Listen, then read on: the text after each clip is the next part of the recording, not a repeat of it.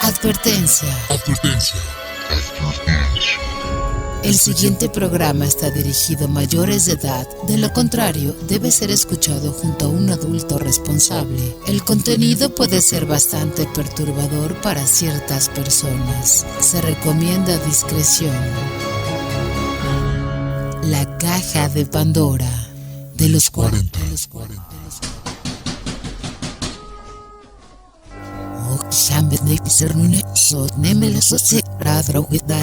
El mundo está lleno de misterios, terror, personajes sangrientos, momentos sobrenaturales, enigmas y todo el conocimiento paranormal. Los antiguos dioses nos han dado la capacidad de guardar estos elementos en un recipiente mágico. Pero tu curiosidad hará que cada tanto tengamos que abrirlo. ¿Te atreves a destapar este oscuro elemento junto a nosotros? Recemos. Se abre entonces la caja de Pandora de los 40.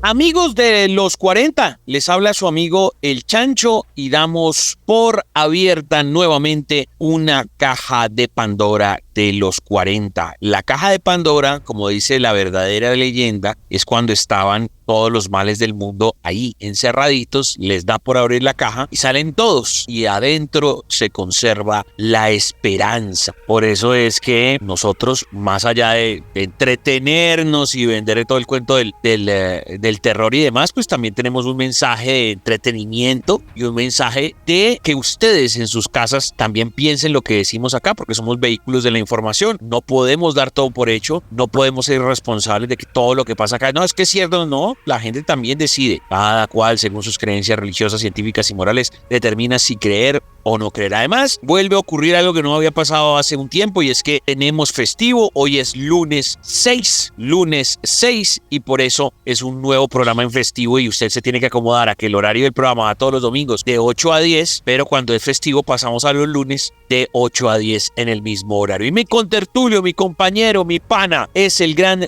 DJ Toby. DJ Toby, buenas noches. Chancho, buenas noches para vos y para todos los oyentes de los 40. Usted lo acaba de decir, pues una semana con puente incluido y pues a ustedes gracias por conectarse. Para los que de pronto se fueron este fin de semana de viaje, que de pronto se fueron con la familia para una finca, para un pueblo y que de pronto vienen ahí en la operación retorno que llaman, que en algunos sectores se pone complicado, otros de pronto ya están llegando, otros dicen no, ¿saben qué? Mejor mañana madrugo con más tiempo, salgo más temprano para que no me toque esta operación, o los que ya llegaron y están organizando todo para iniciar una nueva semana, pues se quedan ahí a través de los 40, a través de los40.com, desde cualquier parte de Colombia y del mundo, y nosotros, como siempre, abriendo esta caja, como dice siempre el Chancho, imagínese la roja, imagínese la azul, y nosotros los monjes, que siempre tenemos esa caja en nuestro poder para revelar secretos, y hoy, pues obviamente, va a ser un capítulo muy especial, agradecerles a ustedes porque esta semana, Chancho, hicimos un en vivo, muchos oyentes se conectaron, también nos contaron sus historias, y que ellos también hacen parte de la caja de Pandora de los 40. Sí, hombre, eso es muy importante para que la gente se vaya acostumbrando que no solamente vamos a tener el programa radial todos los domingos de 8 a 10, y bueno, en esta ocasión es festivo, sino que vamos a tener mucho contenido digital. Tenemos que acostumbrarnos a las nuevas audiencias que pide contenido por todo lado y ahí vamos piano,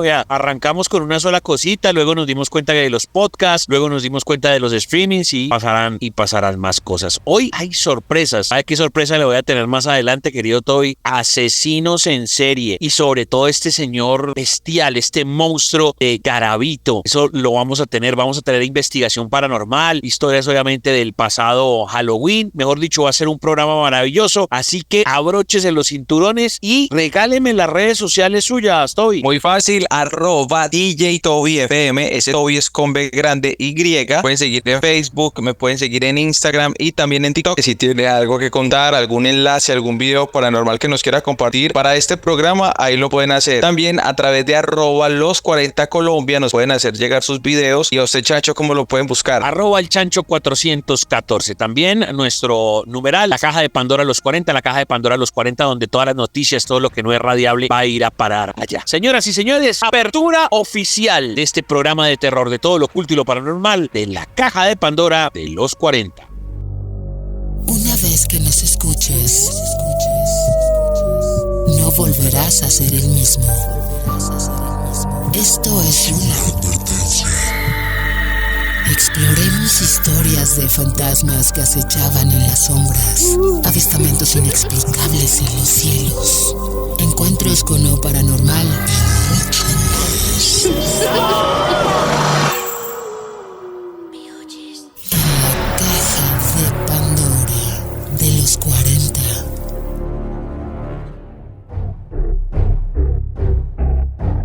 Continuamos en la caja de Pandora de los 40 y es momento de la reportería de las crónicas de la mano del gran DJ Toby, que se especializa en este tipo de trabajos. Los animeros, ¿ustedes saben qué son los animeros? Bueno, pues ha encontrado un personaje que se llama Rigoberto y su historia es espectacular.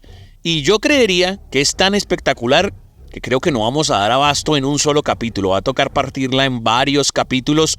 Vamos a ver qué manejo le da DJ Toby, pero por lo menos hoy escuchémosle la voz a Rigoberto, ¿les parece?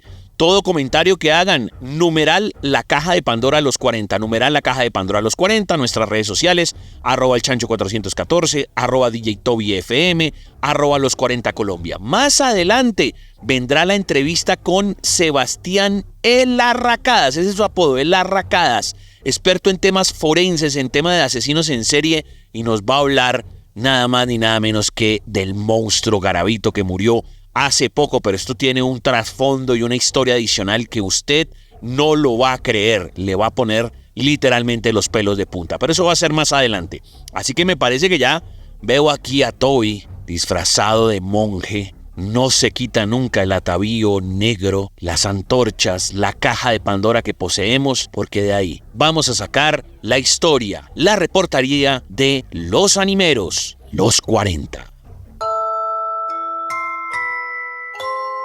Esto es la caja de Pandora de los 40, donde nos conectamos todos los domingos, y hoy que es festivo, recuerden que es lunes. A partir de las 8 de la noche y hasta las 10 los acompañamos @el Chancho 414 y quien les habla DJ Toby, @DJ Toby FM.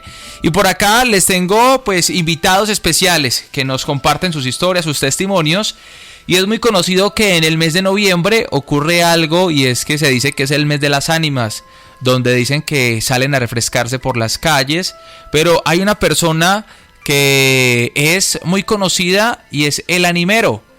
Por acá estamos con Rigoberto Cortés, él es de Marinilla y nos va a contar su historia a través de los 40. Rigoberto, por favor, vamos a iniciar contándoles a los oyentes quién es Rigoberto y cuánto lleva de animero. Yo soy Rigoberto Cortés Castro, nacido en el municipio de Marinilla. Soy animero desde el 2008, por lo que mi abuela me enseñó esta tradición, y desde el 2008 vengo haciendo este recorrido por todas las calles del municipio de Marinilla. Mi padre se llama Francisco Isaac Cortés, mi madre Mariela Castro. Nos criamos en la casa materna de mi abuela, y desde ahí ella nos inculcó la fe y orar por las benditas almas del purgatorio. Yo nací aquí a Marinilla, soy padre de 4 hijos con mi compañera, mis hijos estudian. Yo me crié acá en el municipio de Marinilla cuando las calles eran casi caminos de herradura. Las tradiciones del municipio de Marinilla son las fiestas y es la tradición de la música y la cultura, por eso se llama Marinilla con alma musical.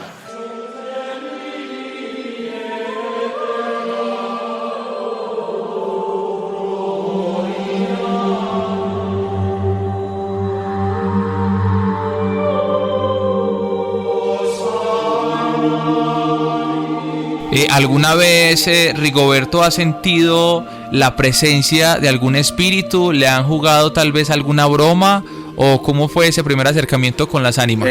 Yo vengo con la tradición de las ánimas porque mis abuelos me enseñaron esa fe y ese fervor a las almas del purgatorio cuando desde muy pequeño me traían acá al cementerio a hacer la novenita todos los días del mes de noviembre a las benditas almas del purgatorio. Desde ahí nos inculcaron la fe y la devoción a las almas del purgatorio. La función del animero es salir a orar por las calles por todas aquellas personas que han partido hacia la eternidad. Esa es la creencia que nos enseñó mi abuela y eso es lo que hemos venido haciendo desde el año 2008. La gente me busca mucho y me pide muchas oraciones por todos los difuntos que hay dentro del cementerio y especialmente por las personas que ellos quieren que uno ore.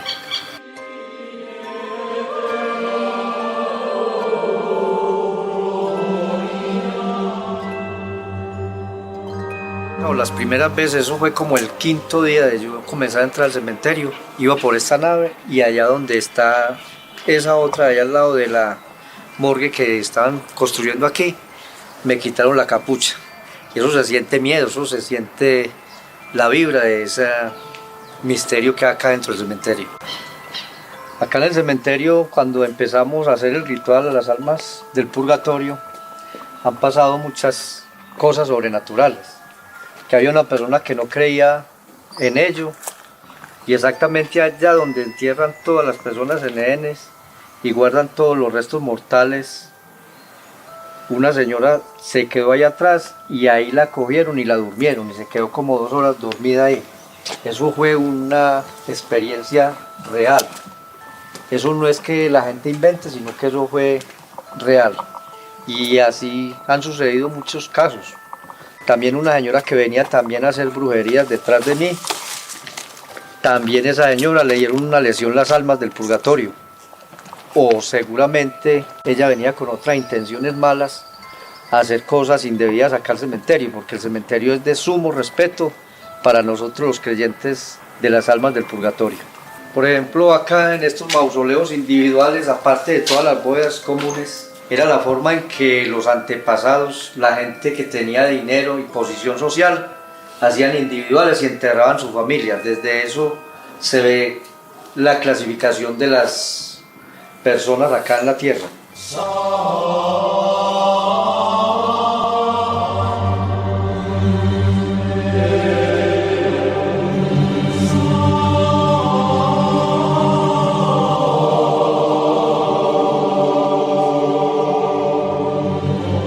Así vamos terminando esta primera parte de El Animero a través de los 40. No se lo pueden perder porque en este mes de noviembre tenemos un especial para todos ustedes a través de la caja de Pandora de los 40.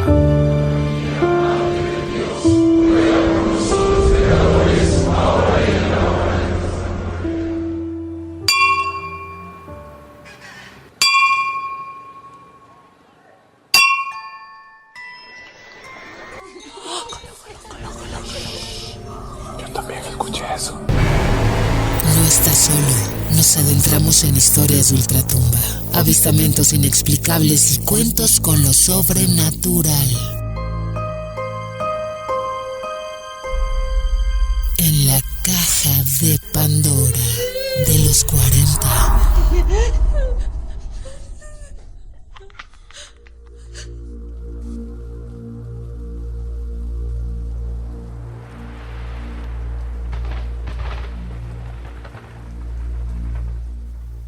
Amigos de la caja de Pandora de los 40, recuerden nuestro numeral, la caja de Pandora los 40, la caja de Pandora los 40. Ahí pueden dejar todas sus fotos, sus videos, sus audios, todo lo que incluso no es radiable. Y hacemos comunidad entre todos. DJ Toby, @DJ Toby FM y su servidor, @el Chancho 414. Trabajamos para los 40, @los 40 Colombia, con muchas cosas que tienen que ver con el mundo del oculto y lo paranormal. Y lo que a la gente le gusta son las historias. Ya terminamos todo el tema de Halloween, ya tuvimos incluso hasta nuestro especial en vivo y en directo, pero la gente quiere seguir contando y la gente quiere seguir escuchando historias conocidas de Halloween. Las que vamos a narrar seguramente están entre las leyendas urbanas o de pronto entre las creepypastas más famosas. Y vamos a arrancar con una relacionada con perros. Señor DJ Toby, ¿cómo así? ¿Qué es eso? Sí, Chancho, usted lo acaba de decir, pues de pronto para los amantes de los peluditos que siempre les gusta tenerlos en los cuartos o de pronto es de los que le gusta estar dándole cariño a los peluditos saluditos, ¿cierto? Pues hay una historia que se llama No solo los perros lamen. Es una leyenda urbana que se localiza en una pequeña ciudad de Francia y según pues se lee en la internet, se publicó incluso en algunos periódicos locales,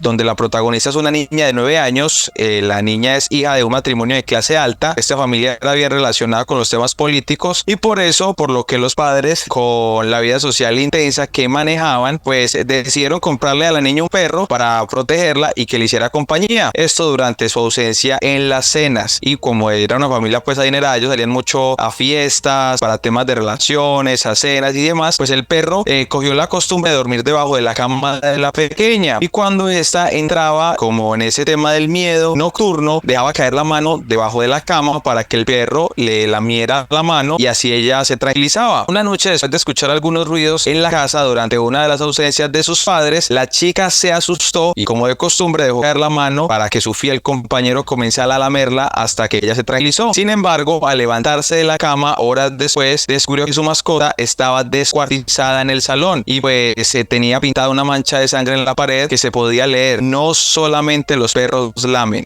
¿Cómo la ve usted? Fuerte, fuerte, una presencia, una entidad, un demonio, un monstruo. ¿Quién sabe qué sería esa otra entidad? O puede ser también un perro fantasma. Son leyendas urbanas, creepypastas, historias de terror con las que comenzamos este bloque de la caja de Pandora de los 40. Yo tengo esta que es sobre la autoestopista fantasma, o esa gente que popularmente se le dice que es la que está echando dedo en la carretera para que la lleven a cualquier lugar. Pues es una historia, querido Toby, que lleva circulando siglos, adaptándose a los distintos medios de transporte. Básicamente una mujer que hace autoestopismo al borde de la carretera. El carro se detiene, se sube a la parte de atrás y al llegar a una peligrosa curva, el autoestopista advierte del peligro. Cuando el vehículo ha rebasado la curva, la mujer ha desaparecido misteriosamente. Luego el conductor o conductores y copilotos se enteran de que en ese punto murió trágicamente una mujer. En algunas versiones, la pasajera no avisa del peligro y el coche sufre un accidente y mueren conductor o pasajeros, aunque siempre queda algún superviviente. Claro, para poder contar la historia, evidentemente. Se conoce sobre una curva que se ubica en el puerto de la Cruz Verde, un paso de montaña de la Sierra de Guadarrama. Esto sería en España, y se dice que hay otra curva con su fantasma en el puerto de Galapagar, también en España. También hay variaciones en las que el autoestopista es un padre angustiado que tiene que llegar como sea al hecho de su hijo moribundo, o ancianas siniestras que anuncian el fin del mundo. A veces es una novia vestida de blanco que murió el día de su boda. Hay versiones para todos los gustos. Hace mucho tiempo se hizo viral una de Portugal. Decían que ese video realmente pertenecía a una película o una propaganda de algún tipo de producto. Y pues claro, la señora estaba ahí dentro del vehículo y terminan estrellándose todos. Y decía, este video puede ser de A Curva y el director sería David Rebordao. Que obviamente lo utilizó como una estrategia de marketing para hacerse viral. Pero claro, cuando eso en los primeros años de YouTube o cuando uno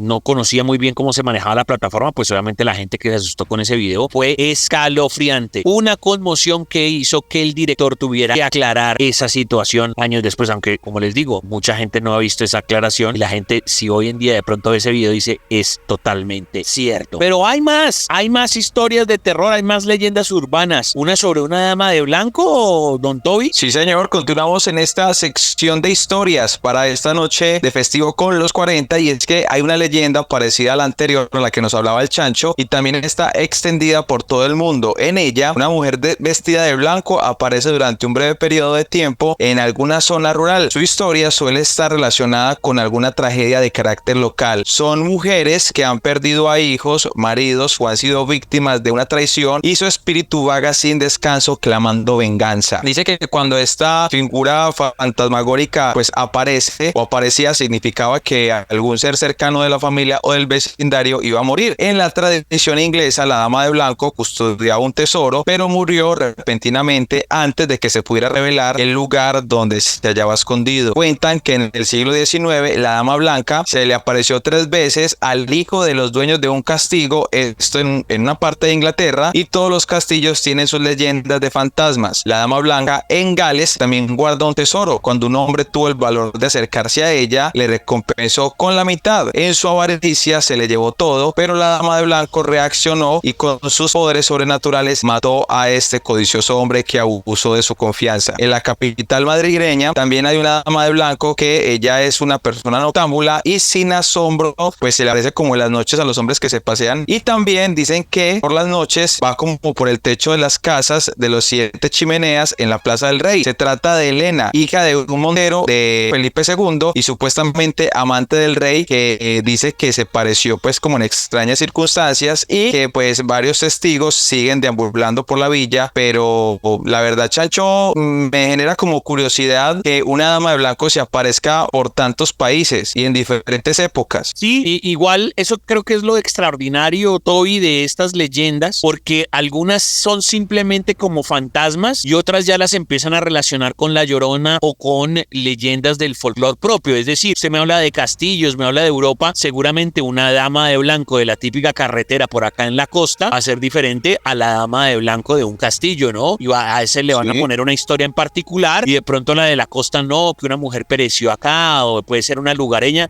Sí, ambas se visten de blanco, pero el contexto es diferente. Yo creo que a lo que usted se refiere, ¿no? Sí, claro, pero a lo que me refiero es que, o sea, la dama de blanco, por ejemplo, decían que se apareció en España, que en Inglaterra, que de pronto en Italia. Entonces llama mucho la atención que sea un fantasma que le gusta o recorrer los castillos o hay una dama de blanco en cada uno de estos países. Sí, exactamente igual que como la Llorona. En La Llorona debe haber una sucursal de La Llorona. O sea, La Llorona debe ser La Llorona de México, La Llorona de Paraguay, La Llorona de Colombia y así como esta dama de blanco. Vamos a cerrar con algo que también es muy de leyenda urbana, muy de creepypasta, que son los suicidios de Pokémon. Ojo esta historia, Toby. En marzo de 1996, tras el lanzamiento de Pokémon Rojo y Verde 1.0 en Japón, se dieron 104 suicidios de niños entre 10 y 15 años. Algunos se ahorcaron, otros se arrojaron al vacío desde altos edificios. Los hubo que se cortaron las venas. ¿Qué tenían todos en común? Pues todos ellos, según sus padres, estaban enganchados a un juego. Se desencadenó el rumor de que escuchar la música del pueblo La Banda incitaba a los menores al suicidio. Según esta leyenda urbana, ritmos binaurales de tono alto afectaban al cerebro de los niños, porque como sucede con el test del mosquito, los adultos eran inmunes a esa frecuencia. Alguien se inventó una enfermedad, el síndrome del pueblo La Banda, que inducía a los niños al suicidio. La leyenda se disparó por las redes, amenizada con todo tipo de especulaciones, como el peligro inminente de los cartuchos de juego que todavía circulaban por el mundo, responsables directos de las muertes. Se habló mucho del suicidio de los programadores Chino Miura y del macabro legado que este dejó. El problema de los suicidios juveniles en Japón poco tiene que ver con los videojuegos y mucho con la gran presión que sufren los adolescentes. El temor al fracaso escolar es tan acuciante que la angustia juvenil que se da en cualquier cultura se convierte en obsesión y en terror. Además, seguramente si Toby alguna vez jugó esos videojuegos de los años 80, 90, no, los de ahora tienen una definición de sonido y de imagen brutales, pero yo no sé si usted se acuerda que antes esos sonidos eran altísimos y molestos,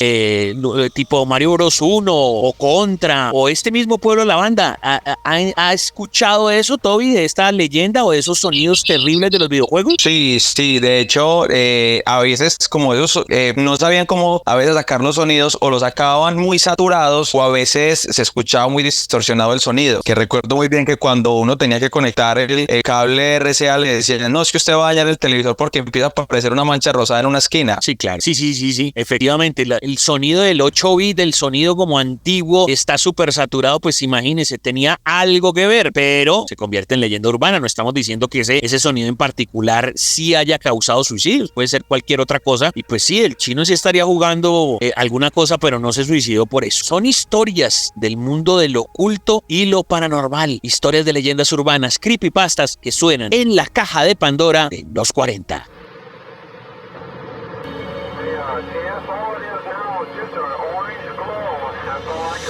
Los ovnis están dentro de la caja de Pandora. En los 40.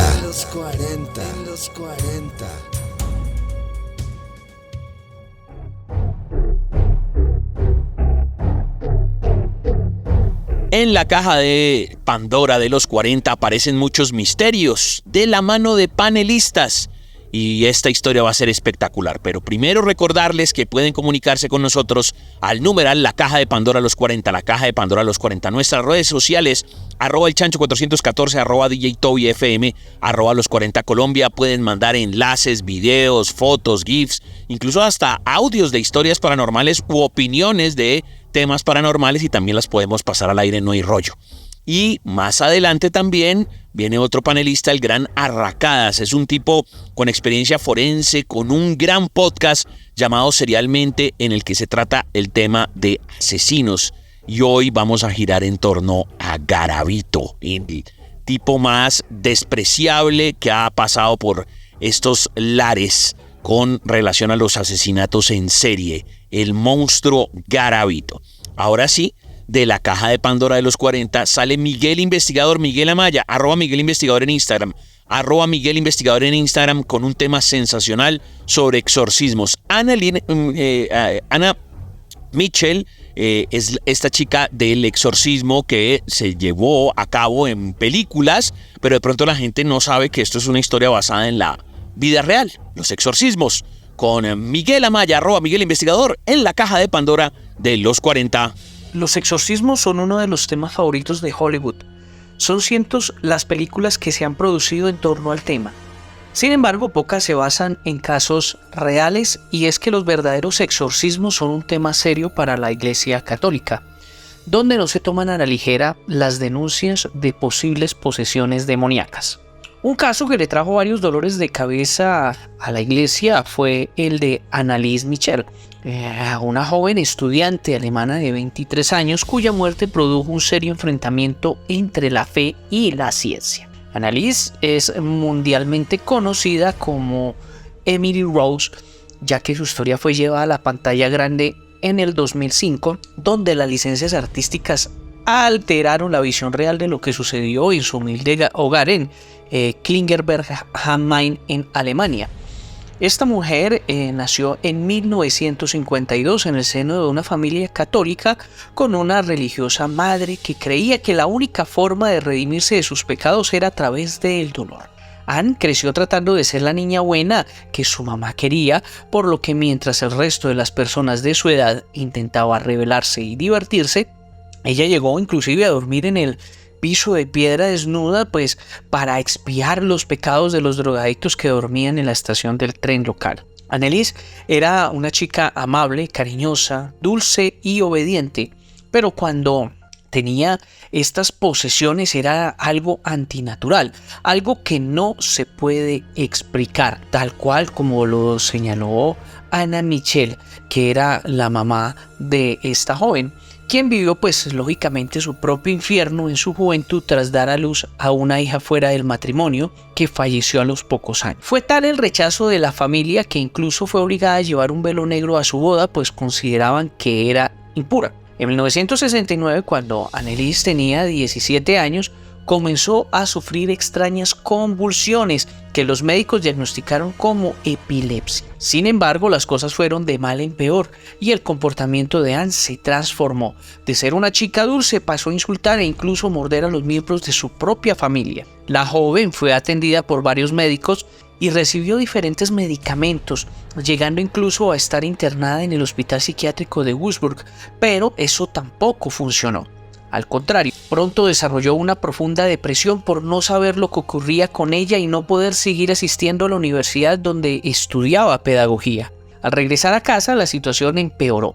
No toleraba los objetos religiosos como los rosarios o los crucifijos, los que despedazaba en cosa de segundos. También comenzó a tener alucinaciones y a escuchar voces que le decían que se suicidara y que no la dejaban comer o beber normalmente. Como si fuera poco, era capaz de gritar durante días sin parar, e incluso en más de una ocasión fue descubierta bebiendo de su propia orina o comiendo insectos.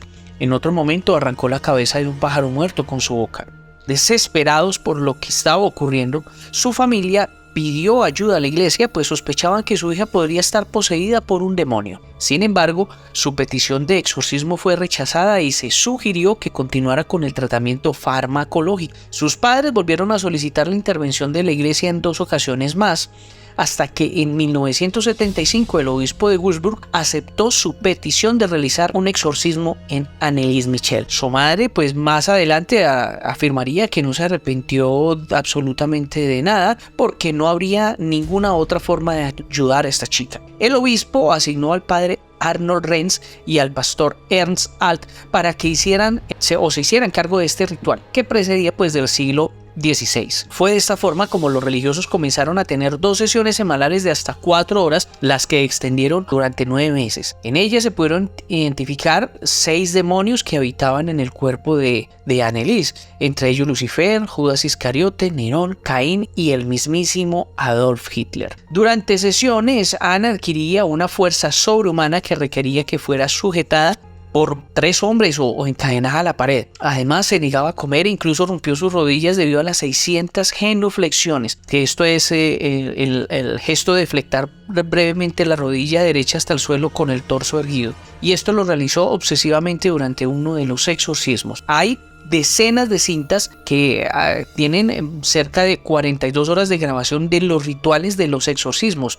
Y estos también fueron presenciados por vecinos y amigos de la familia, quienes señalaron que la joven era capaz de hablar en diferentes lenguas e incluso que tenía distintas voces. El último exorcismo fue el 30 de junio del 1976 y para ese momento Anneliese estaba en un estado totalmente deplorable, pues no solo sufría de neumonía, sino que también estaba absolutamente desnutrida y deshidratada. Su condición era tal que no pudo soportar la intensidad del ritual y falleció en su casa tras decirle a su mamá que tenía mucho miedo. Los encargados del exorcismo pues informaron la muerte de Anne durante la jornada siguiente, siendo enterrada en el patio de su propia casa. Al saber lo que ocurrió, pues comenzó una investigación sobre el caso. Los exorcistas y los padres de Anne fueron llevados a juicio por la muerte de su hija y posteriormente declarados culpables de homicidio por negligencia. Se les condenó a 6 meses de cárcel, pero pues tras el pago de una fianza quedaron en libertad condicional por 3 años. Para los sacerdotes se hizo lo correcto, porque ellos inclusive afirman haber visto estigmas en Anneliese Michel, y esto para ellos era una señal de que Dios estaba de parte de ellos haciendo ese exorcismo, y para ellos también ella terminó muriendo para salvar otras almas perdidas. Varios años después de la muerte de la joven, esto fue creo que en el 84,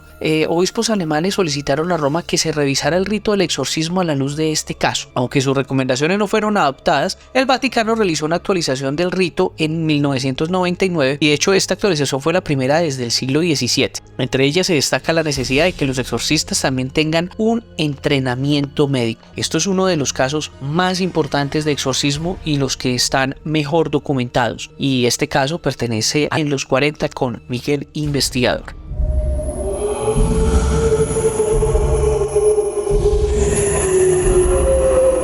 Los fantasmas están dentro de la caja de Pandora. En los 40.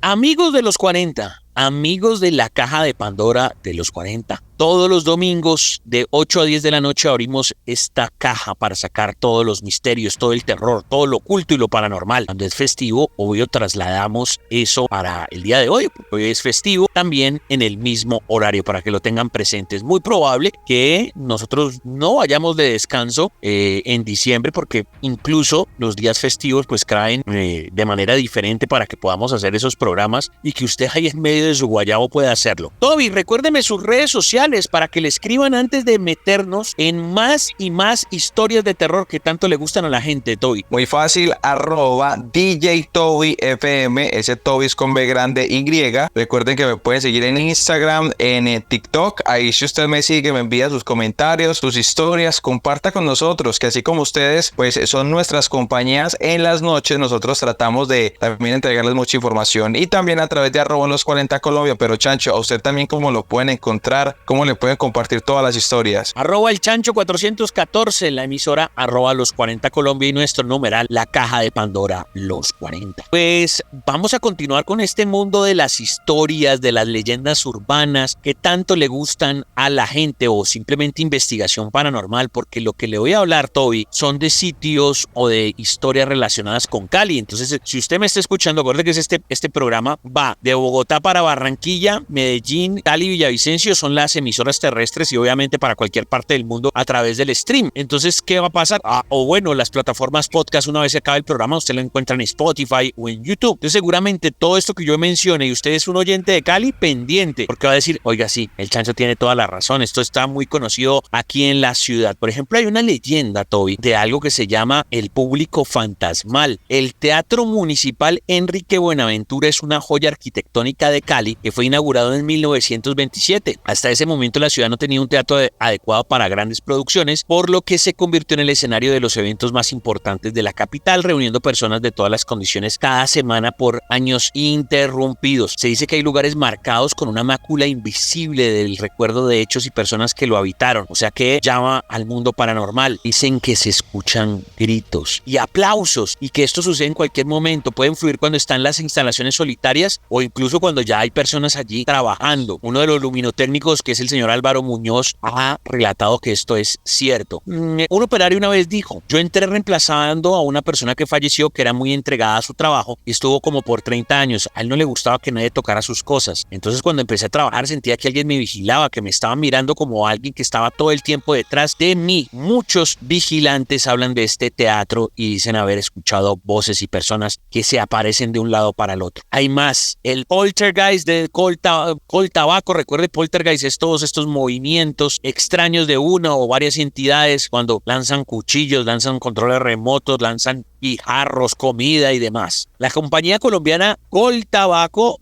construyó una de sus sedes en Cali, en este edificio que se terminó de construir en 1936 y hasta 1991 albergó a los funcionarios de la empresa. Esa empresa ya no existe. Después la edificación pasó a una inmobiliaria que rentaba para oficinas en el centro de la ciudad. Más reciente fue la adquisición del inmueble por la empresa Celsia, que entregó este patrimonio arquitectónico a la capital del Valle en 2016. En el año 2021 la alcaldía de Cali determinó que el edificio sería la nueva sede principal del Instituto Popular de Cultura, por lo que iniciaron una serie de adecuaciones y remodelaciones en su interior que continúan todavía. Y de los años anteriores al inicio de estas mejores estructuras se decía que ya empezaba a pintar el tema paranormal.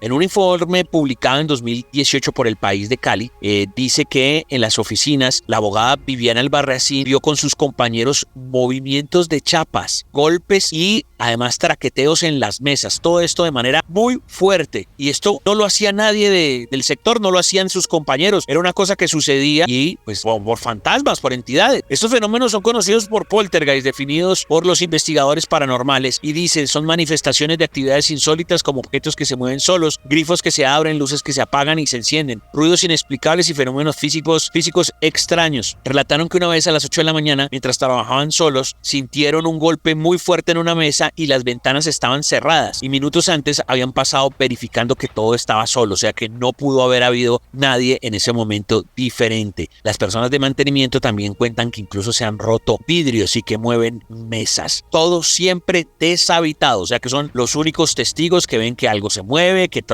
traquetea, y no puede ser evidentemente un humano. Más de estas historias en Cali, queridos oyentes. El tecleo en una redacción solitaria. Precisamente El País de Cali empezó a circular el 23 de abril del 50 y 73 años después se sigue escribiendo en este diario, ¿no? Desde los años 70 está ubicado en un edificio de 5 pisos en el barrio San Nicolás, desde donde hoy sigue registrándose el acontecer de la región. En esta edificación han pasado diferentes generaciones de periodistas y, como recuerda Ingrid Selen Calvo, secretaria general de la redacción del País y quien ha estado vinculada al diario por más de 25 años, a veces algo nos da como una palmadita en la espalda. Sentimos que nos soplan al oído. Otro de los hechos curiosos y paranormales es que cuando hay personas en la redacción se escucha el tecleo de alguien en el computador, pero no es nadie de los presentes. En el segundo piso, en las oficinas administrativas, se refieren a alguien que aparece como una especie de mujer con un traje antiguo, acompañada de niños, y van caminando hacia el ascensor y ahí se desaparece. Durante la pandemia, algunos reporteros gráficos y videógrafos debían pasar la noche en la redacción y en una ocasión ellos estaban caminando y hablando cuando vieron a un vigilante que trataba de dormir en el sofá de la recepción. Después llamaron a la portería para disculparse porque quizá habían molestado con su ruido pues a este guardia que estaba descansando, pero les dijeron que nadie de allá había asomado su nariz, es decir, era un celador fantasma. Uno de los que vivió esta experiencia describió a la secretaría como era aquel hombre y coincidió con la fisonomía de un vigilante de apellido Candela que se había muerto años antes cuando se dirigía a su trabajo. Voy a cerrar con que son espectros del 7 de agosto en el Museo Mulle. Esto es en Cali. Los oyentes de Cali seguramente están diciendo sí, Chancho tiene razón. El Museo Libre de Arte Público de Colombia está ubicado en la antigua estación del ferrocarril de Cali junto a las oficinas de Metro Cali, y Carolina Jaramillo, directora del Muli, dice que esta edificación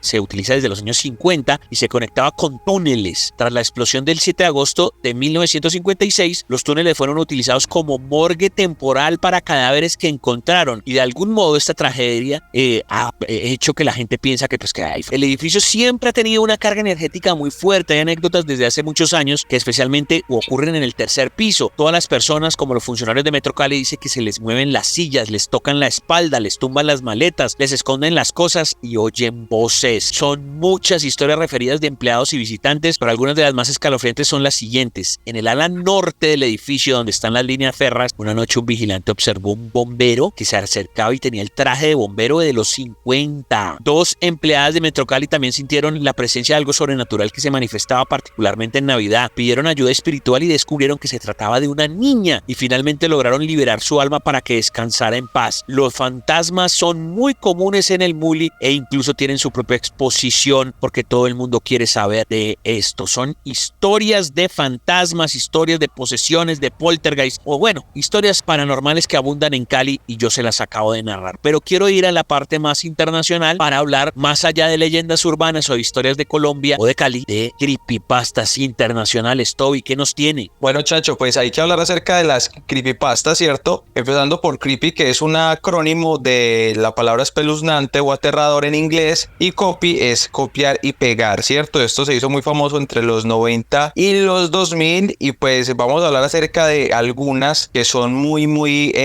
importantes o que fueron muy reconocidas en el momento. Por ejemplo, la de Slenderman, que es un ser masculino que posee un cuerpo con brazos y piernas muy delgados y largos, y también parece tener entre 4 y 8 tentáculos largos y negros que sobresalen de su espalda. Por ejemplo, sus brazos, según cuenta la leyenda, se pueden estirar o acortar a su voluntad. Se le describe como un hombre delgado, vestido siempre con traje, y una vez en sus brazos están extendidos, sus víctimas entran en una especie de estado hipnótico, que son absolutamente de quedar como a merced de este hombre, ¿cierto? Y que quedan incapaces de pararse o de caminar. La historia del éxito de este creepypasta es un ejemplo claro de lo viral que se puede llegar a hacer en el mundo. No solamente se conoce la mayoría por los internautas, sino que pues se trascendió una leyenda que se ha reproducido en diversos formatos, como por ejemplo los videojuegos. También incluso sacaron una película que salió en el año 2018, y sorprendentemente el origen de Slenderman no fue por un bloque de texto como ahorita lo describíamos, sino por un Photoshop donde uno de los participantes, llamado Eric, incorporó a la criatura en una serie de fotos que se harían virales y comenzarían la leyenda de esta figura delgada. Aunque no se originó a través del texto, como lo decíamos, comenzó a generar una leyenda de creencia conforme los internautas interactuaban con ella. Cada uno, por ejemplo, le añadía o le quitaba algo a la hora de tratar su historia, e incluso comenzaron a darle una historia de origen, alimentando esta abominación que se convirtió en un fenómeno mediático que llegó a ser definitivamente uno de los más escuchados. Por ejemplo, hay otro que se llama Laughing Jack, que es otro de los protagonistas de las creepypastas más populares, que se trata de un payaso descolorido con una sonrisa irregular y sádica. Disfruta atrapando a los niños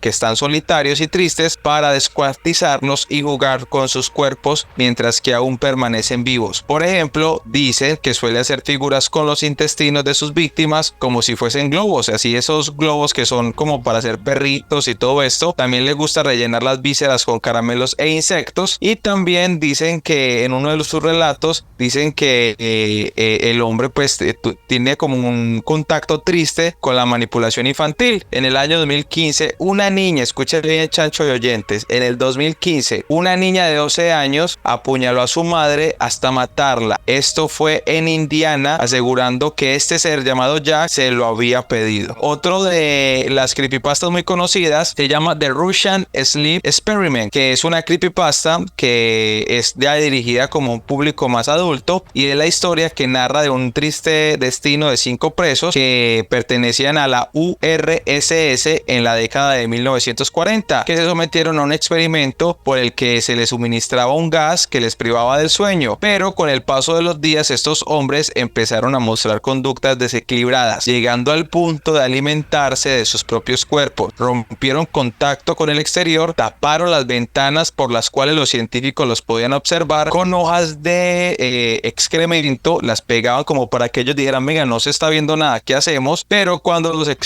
investigadores accedieron a entrar al interior de donde ellos se encontraban, la situación fue impactante. Uno de los presos estaba muerto y los demás presentaban fuertes deformidades y lesiones. Lo sacaron de ahí, pero uno de ellos se encontraba tan mal que murió poco después. Los otros que sacaron se quisieron devolver inmediatamente para la sala a inhalar nuevamente el gas y terminaron siendo ejecutados. Esta creepypasta vuelve a estar en boca de todos porque se ha robado un corto sobre lo que se dirigió Timmy Smith, del cual dice que sale como en un tráiler de una de sus películas. Y para cerrar este capítulo hay que hablar de una creepypasta llamada Momo, que es una mujer con rasgos grotescamente deformes y que hizo parte de un desafío viral que se debía enviar un mensaje por WhatsApp a un número desconocido, el cual sería respondido por esta entidad de las formas más aterradoras, como llamadas, sonidos espeluznantes o imágenes sangrientas. Posteriormente se reveló que Momo es una escultura creada por una compañía japonesa en efectos especiales y sin embargo ya hace parte de la cultura popular, contando con un gran número de tutoriales de maquillaje para lucir como ella. Esa de Momo y la de Slenderman, pues acá por lo menos en Latinoamérica fueron las que más duro llegaron. No sé si de pronto el Chancho escuchó alguna de las otras dos, pero yo creería que Momo y Slenderman se hicieron muy pero muy famosas aquí en Colombia. Sí, claro. Es más, Momo, cuando ya igual habían descubierto que pues que eso no era un muñeco maligno, sino que de verdad era una escultura, de todas maneras, algunos programadores o bromistas, o incluso no, gente que de verdad quería meterle su cuento paranormal, hacía como videos subliminales y sobre todo con malas intenciones para que lo vieran los niños y todo. Entonces decían como córtate o mátate y rotaban eso en grupos de redes sociales o en el mismo YouTube, además amparado supuestamente en canales para niños. Eso era realmente terrible. O sea, eso no, ni siquiera se le puede decir bromista, sino eso ya pues otras intenciones criminales. Y obvio, es de Slenderman hay mil historias. Algunos incluso han hablado de un Slenderman latinoamericano, de una especie de hombre con las mismas complexiones, o sea, como alto, que se le alargan las manos, pero digamos que como una especie como de campesino, o sea, como con una sombra especial o con una copa,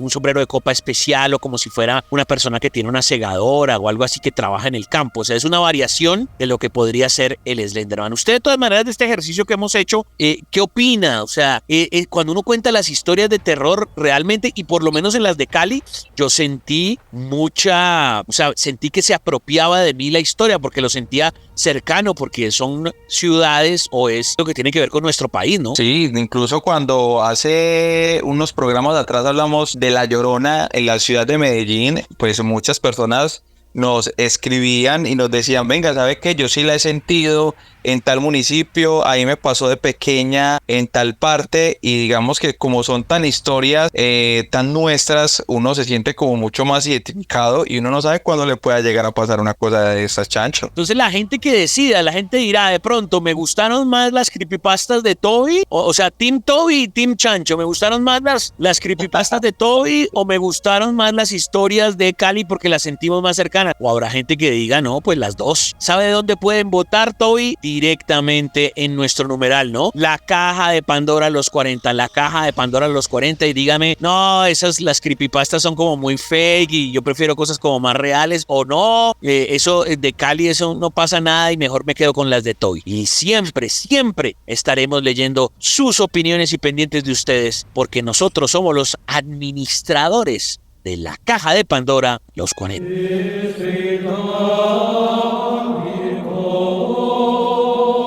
Los estigmas están dentro de la caja de Pandora. En los 40.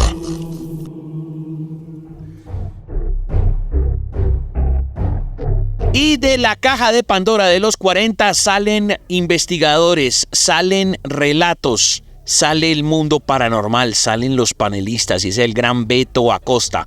Alberto.acosta A en Instagram, Alberto.acosta A, que nos va a hablar de parálisis del sueño. Parálisis del sueño es una cosa que seguramente muchos hemos vivido, y él desde su punto de vista de el ocultismo de la investigación nos va a contar de qué se trata esto. La caja de Pandora los 40 es el numeral en Twitter para que participen, para que opinen.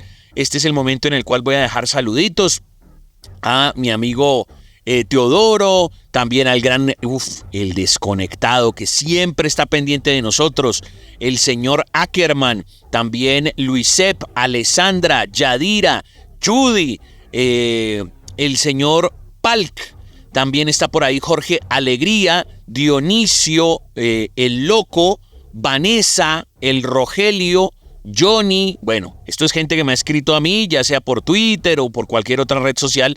Yo los voy teniendo en cuenta y pues los voy saludando. Allá el señor Cardoso en Jamundí también, muy pendiente de nuestro programa.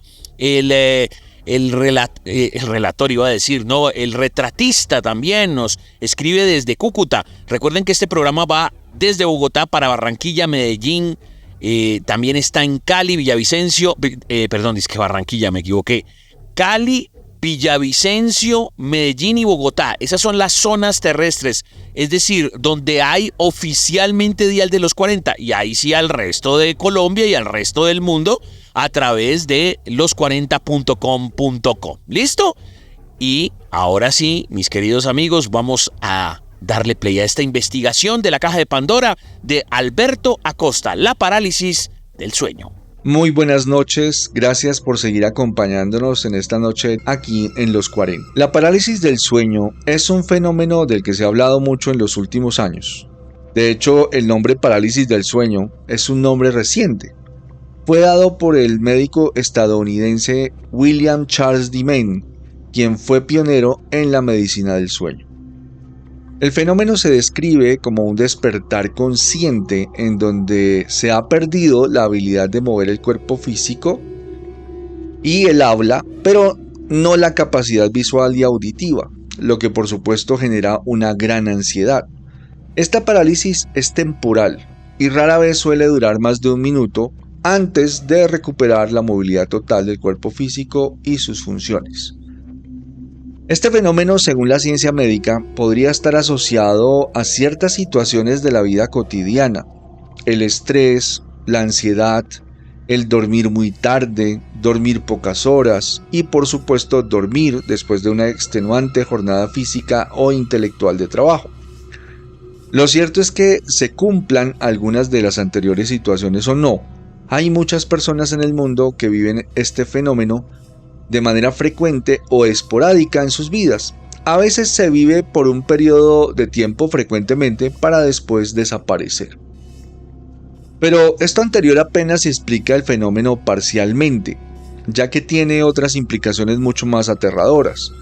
Y es que en un 90% de los episodios de parálisis del sueño, la imposibilidad temporal de mover el cuerpo físico viene acompañada de lo que llamaría experiencias espirituales negativas, que corresponden a la percepción visual y auditiva de entidades espirituales negativas.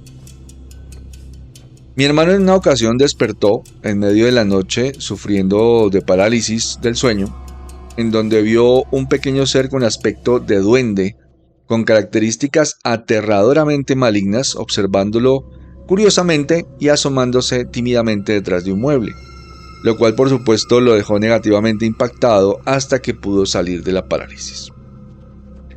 Yo mismo desperté también en algún momento en medio de la noche sufriendo la parálisis. Todo se veía tranquilo en la habitación, por lo cual me propuse a explorar visualmente toda la circunstancia.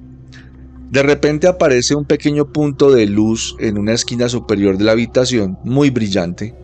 Agudicé mi vista para enfocarlo y de la misma salió una enorme sombra oscura que se me lanzó encima, haciendo por supuesto que saltara y saliera del estado de parálisis completamente sobresaltado. Uno de mis clientes despierta en su habitación sufriendo de parálisis para notar que sobre su cama en el techo había un anciano de aspecto horrible flotando y riendo a carcajadas mientras él no podía mover un dedo y tampoco gritar. Casos como los 3 mencionados hay millones sufridos por personas que han tenido la experiencia de la parálisis del sueño, y es allí donde en mi opinión deja de ser un simple fenómeno del sueño y pasa a ser un fenómeno de experiencia paranormal. Desde mi perspectiva como investigador de fenómenos ocultos, la parálisis del sueño no es un simple fenómeno de alteración del sueño sufrido por estrés o cualquier otra situación de vida, y las experiencias espirituales negativas no son una coincidencia de esta experiencia. En mi opinión, el fenómeno conocido como parálisis del sueño es una experiencia causada por entidades negativas con el propósito de infundir miedo y angustia y alimentarse de la emoción generada por el ser humano atacado. Es decir, la parálisis del sueño es un ataque espiritual de una entidad negativa. ¿Y cuándo seríamos más propensos a sufrir este tipo de ataques espirituales? Pues en los momentos de mayor debilidad energética y vital, es decir, como lo dice la ciencia médica, momentos de mayor estrés, de exceso de trabajo, de enfermedad, periodos postoperatorios, momentos en donde alguna situación de vida nos ha afectado emocionalmente, separaciones, pérdidas de seres queridos, etc. Este tipo de entidades son atraídas por las emociones negativas generadas por los seres humanos y por supuesto son muy estratégicas. Atacarán en los momentos de mayor vulnerabilidad o en momentos donde se han abierto brechas energéticas que puedan aprovechar. ¿Qué debemos hacer en caso de sufrir una parálisis del sueño en donde estamos siendo víctimas de un ataque espiritual?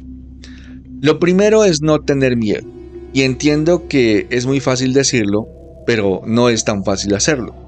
Empezaré por decir que debemos reconocer que tenemos como seres humanos un gran poder en el mundo espiritual y un gran poder de manifestación, incluso en los planos invisibles como los que habitan este tipo de entidades. Eso quiere decir que somos más poderosos que la mayoría de entidades que habitan en lo que llamamos el bajo astral. Entonces, si controlamos el miedo y usamos la respiración para calmarnos y calmar la ansiedad producida por la situación, y empezamos mentalmente a ordenar con firmeza que lo que nos ataca no es bienvenido y que se aleje de nosotros y se vaya, seguramente la entidad se irá y recuperaremos inmediatamente el uso de nuestros movimientos físicos.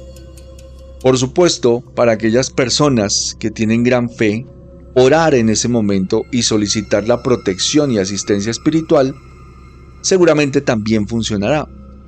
Para lo que sea que nos ataca, se vaya y no pueda robar nuestra energía. Con esto los dejo, espero les sea útil la información. Si quieren seguirme, pueden encontrarme en Facebook como Alberto Acosta. Mi foto es la de un mago para que puedan reconocerme. En mi Instagram @alberto.acosta o en mi canal de YouTube Diario de un Ocultista. Una feliz noche para todos. Las posesiones.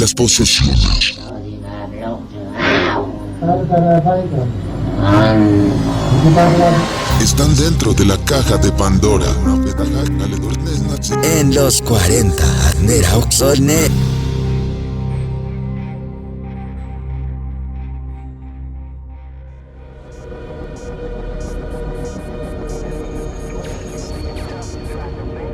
Amigos de la caja de Pandora de los 40, momento de informarnos, momento de ir a este repertorio de noticias o simplemente de recopilación de información, porque de pronto hay cosas que pueden ser viejas o simplemente podemos traer historias, hacer seguimiento de una historia que ya hayamos tratado y pues eso técnicamente no sería un noticiero. Informémonos. ¿Y para qué? Para que usted mañana en el colegio, en el trabajo, en la universidad, con sus amigos diga, no, Toby me contó esto, ¿usted qué opina? Vimos el video, investigamos si estamos de acuerdo. No, de plano eso es completamente falso. El disclaimer es muy importante. Cada cual, según sus creencias religiosas, científicas y morales, determina si creer o no creer. Quizá una de las mejores películas de todos los tiempos, o bueno, de las modernas, el tema del Conjuro, y cada vez le sacan más y más cosas. ¿Qué tenemos al respecto, Toby? Nacho, pues usted lo acaba de decir, y es que, ¿cómo le parece que sobre el Conjuro 3, exactamente, van a sacar un documental original, que es el documental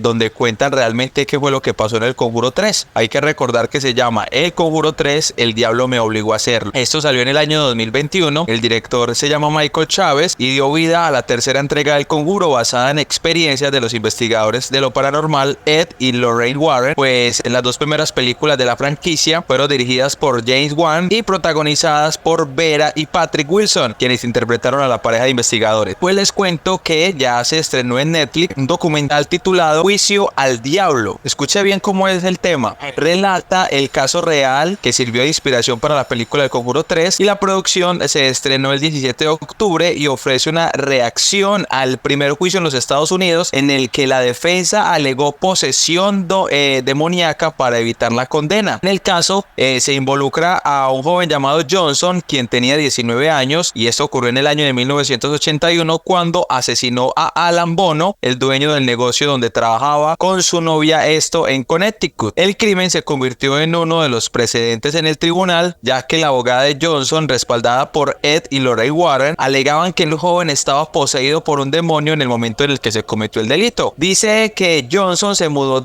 temporalmente a la casa de un familiar de su novia. Según la historia, el hermano menor de la novia comenzó a tener pesadillas en las que un hombre de grandes ojos y rostro delgado con rasgos animales lo amenazaba, incluso mientras que estaba despierto. La familia, desesperada, acudió a la iglesia católica en busca de respuestas y finalmente pues se encontró con los investigadores paranormales. La pareja de investigadores llevó a cabo varios rituales de exorcismo en la casa de la familia, que solicitó ayuda. Dice Lorraine Warren, afirmó que dicen que en este lugar este joven en esos años tenía 42 demonios metidos en el cuerpo. El número de nombres que recibió cuando empezaron a hacer este tipo de rituales decía que invocaba a grandes demonios. Dice que tanto así que después de este juicio la defensa negó posesión demoníaca en el momento del asesinato, pero este hombre fue declarado culpable del homicidio involuntario en primer grado, y esto ocurrió en el año de 1981. Si usted es de los que le gustan las series basadas en temas reales, búsqueselo en Netflix. Se llama Juicio al Diablo, que ya salió en esta plataforma de streaming. Tremendo, tremendo. Recuerde, estamos aquí en este bloque informativo, recopilando historias, recopilando noticias, volviendo a contar noticias, haciendo seguimiento de noticias. Es nuestro informativo paranormal. ¿Usted ha oído alguna vez hablar de un personaje de la televisión? Y usted, señor, la verdad, yo no sé cuántos años tiene. Voy a buscar, de hecho, cuántos años tiene, porque toda la vida ha sonado. ¿Luis Eduardo Arango le suena? Luis Eduardo Arango, no, la verdad no. Luis Eduardo Arango es un personaje que tiene 73 años y ha participado en cuanta producción usted se imagine. Es mucho más afín al canal RCN. Obviamente su época dorada fue en los 80s, pero el tipo sigue actuando todavía en muchas cosas, y entre eso está Pa' Quererte. Era una niña que era como medio chistosa, y bueno, esa peladita se volvió muy viral en redes. Pues resulta que Luis Eduardo Arango dice que vivió una experiencia paranormal en esa producción. O cómo es la historia. Este tipo, conocido por su trabajo en producciones como La Ley Secreta, El Fantasma del Gran Hotel y esta precisamente que se llama Para Quererte, nos habla de cosas paranormales. En un especial de Halloween, el tipo contó que varios famosos han hablado de experiencias paranormales y que él quería contar su historia. Vivió un susto durante las grabaciones de la telenovela Pa' Quererte, donde el tipo interpretaba a un personaje que se llamaba Octavio. La terrorífica experiencia tuvo lugar en estos sets de grabación, esto es RCN, no precisamente RCN, me refiero al lugar físico, sino es para RCN, durante una escena en la que debía nombrar a su esposa Elvira. Esta estaba interpretada por Alina Lozano, que además está también súper famosa en redes porque supuestamente es novia o esposa de un peladito que se llama Jim Velázquez. El actor pronunció en repetidas ocasiones el nombre Berenice, cosa que sorprendió a sus compañeros del elenco, ya que eso no se encontraba en el libreto y además le había surgido de repente. En ese mismo instante, varios cuadros de la escenografía se cayeron sin motivo aparente y se asustaron todos los presentes. El actor no puede explicar por qué mencionó ese nombre en particular, pues realmente él no conoce a ninguna persona con ese nombre. La aterradora explicación llegó después. Al parecer, señoras y señores, una mujer llamada Berenice habría fallecido en el mismo lugar donde se estaban realizando las grabaciones. La actriz Alejandra Ávila, quien interpreta a Milagros, hija de Octavio, estuvo presente durante ese suceso paranormal y confirmó lo ocurrido. Además reveló que Luis Luis Eduardo siempre pedía permiso para trabajar, demostrando el respeto que tenía por estos sucesos. Aunque muchas personas pueden mostrarse escépticas en la relación de estos temas, pues es innegable que la actividad paranormal también se le presenta a personas famosas, como una especie de posesión momentánea, ¿no, Toby? Usted imagínese que nosotros tengamos aquí, no sé, vamos a grabar una promo para la caja de Pandora a los 40, y entonces le toca su línea y usted empieza a decir, demonios, demonios, terror, y yo, pues, hijo de madre, pero eso no está dentro de las líneas que tenemos que hacer. Eso es sorprendente, ¿no?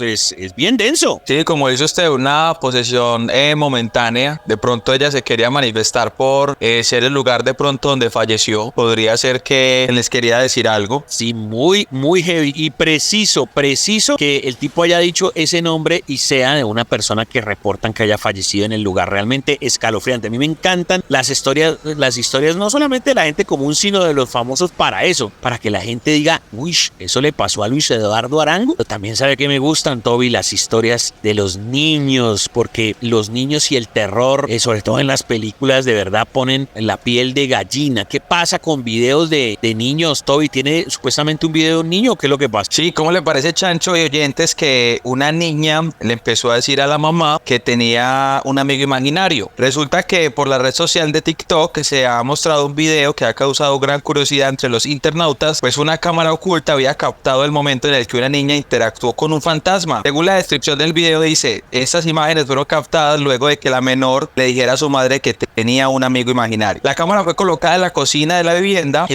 logró mostrar que la niña no solamente tenía un amigo imaginario, sino en la casa también podría existir un fenómeno paranormal. Las imágenes se observa a la niña dentro de la cocina con un objeto en la mano, al parecer sería uno de sus juguetes. Al llegar a la nevera de la vivienda, la niña se queda en pausa y comienza a interactuar con nada. O sea, en la imagen solamente se ve la niña con el objeto en la mano, ¿cierto? Aunque la niña no habla, le muestra al vacío de la cocina lo que lleva en sus manos y de repente algo que no se percibe la tira hacia un punto ciego de la cámara. La niña comienza a gritar y a intentar quitarle el objeto porque la nada se lo está sosteniendo. Luego de que pudiera recuperar sus pertenencias, comienza a hablarle a esa nada y luego de unos segundos la niña vuelve a ser tirada por una supuesta entidad. Esta vez la tira del otro brazo. La menor niega con la cabeza diciendo que no y luego se dirige hacia otra de las habitaciones de la vivienda en la que se encuentra un televisor encendido. Aunque el video no tiene fecha aún, el lugar de la grabación se presume que es los Estados Unidos. La verdad, el video es impactante porque la niña está sola en el lugar y se ve cuando el objeto incluso trata como de alarle el objeto hacia arriba y la niña incluso se ve como que trata como de empinarse como del empujón, pero logra sostenerse el objeto y luego lo alcanza como a arrebatar. Las imágenes son impactantes, Chancho y oyentes, para que lo tengan muy presente. Sí, obvio, numerar la caja de Pandora a los 40. ¿Sabe qué me gustan de esos videos a veces cuando son niños? Pues que siempre lo hemos dicho, ¿no? Que los niños y los borrachos dicen la verdad. Porque uno dice, si eso le pasa a una persona grande, uno dice, sí, uno tiene como el expertizo, uno puede hacer la maroma de que me está jalando. Pero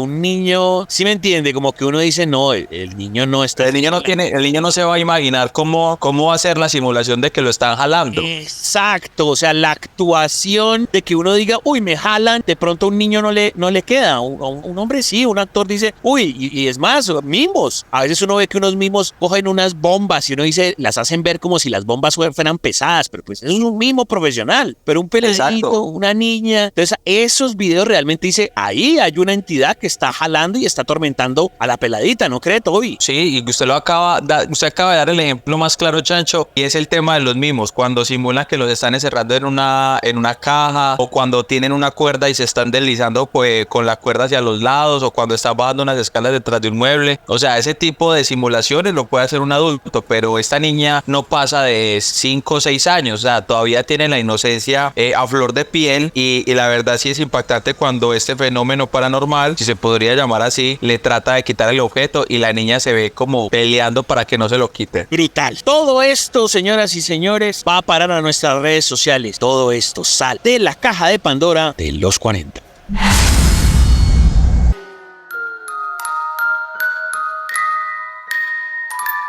Seguimos en la caja de Pandora de los 40 y es turno de DJ Toby con sus grandes investigaciones. Vamos a hablar de sectas. Recuerden seguirlo, @DJTobyFM, yo soy @elchancho414, la emisora @los40 Colombia, nuestro numeral, la caja de Pandora los 40. El programa apenas finalice, usted lo va a encontrar en todas las plataformas de podcasting, ¿no? La más importante, Spotify, y obvio en el playlist de YouTube en Los 40 Colombia para que rememore el programa. Sectas, con nuestro amigo DJ Toby, y en camino una espectacular entrevista con el Arracadas, experto en temas forenses de asesinos en serie, un podcaster brutal que va a hablar del monstruo Garavito.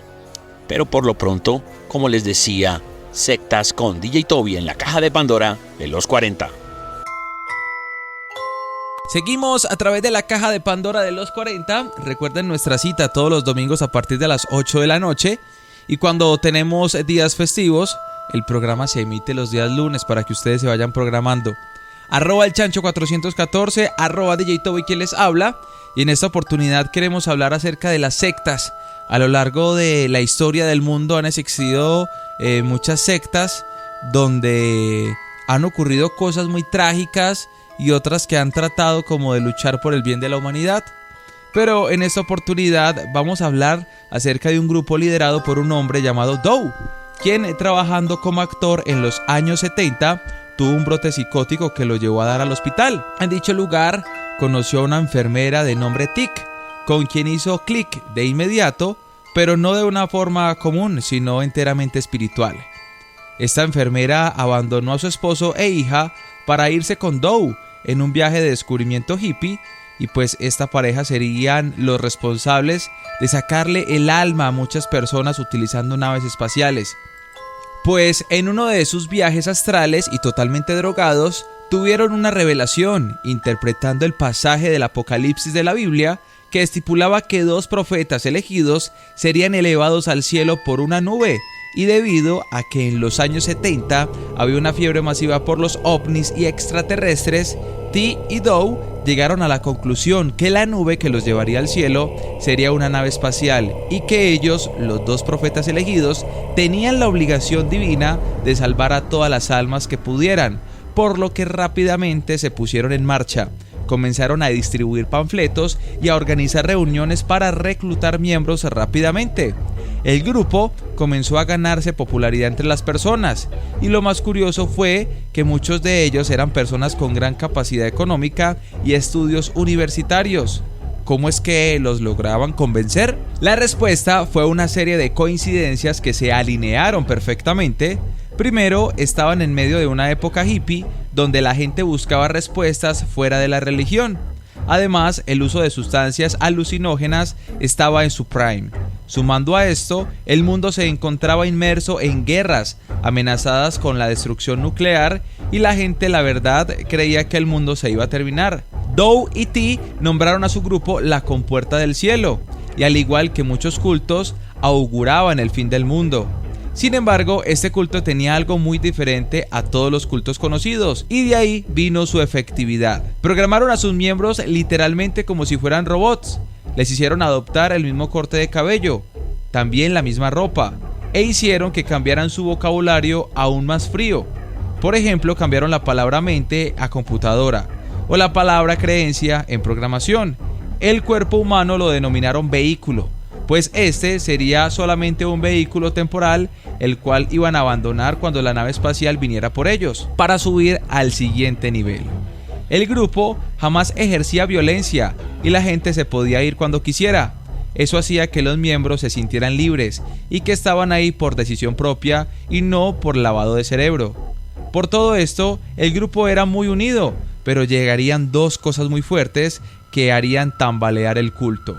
La primera ocurrió en 1978, cuando la tragedia de John Stone ocurrió, por lo que la opinión pública cuestionó a Doe y a su culto, preguntándole que si terminaría de manera igual o parecida.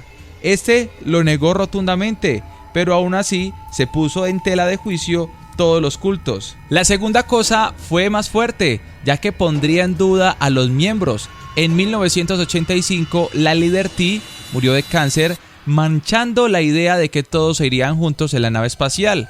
Pero Doe, nada bobo, utilizó a T como un mártir. Les explicó que ella fue el primer miembro de irse al siguiente nivel y que para estar unidos a ella tenían que estar todos unidos como si fueran un solo ser, por lo que se realizó una boda donde todos se casaron con Doe, todos tenían su anillo incluido, aunque este matrimonio no fue consumado, puesto que a diferencia de la mayoría de otros cultos donde se predicaba, Doe hacía el celibato extremo en este culto, tan extremo que incluso varios de los miembros, incluyéndolo a él, practicaron la castración.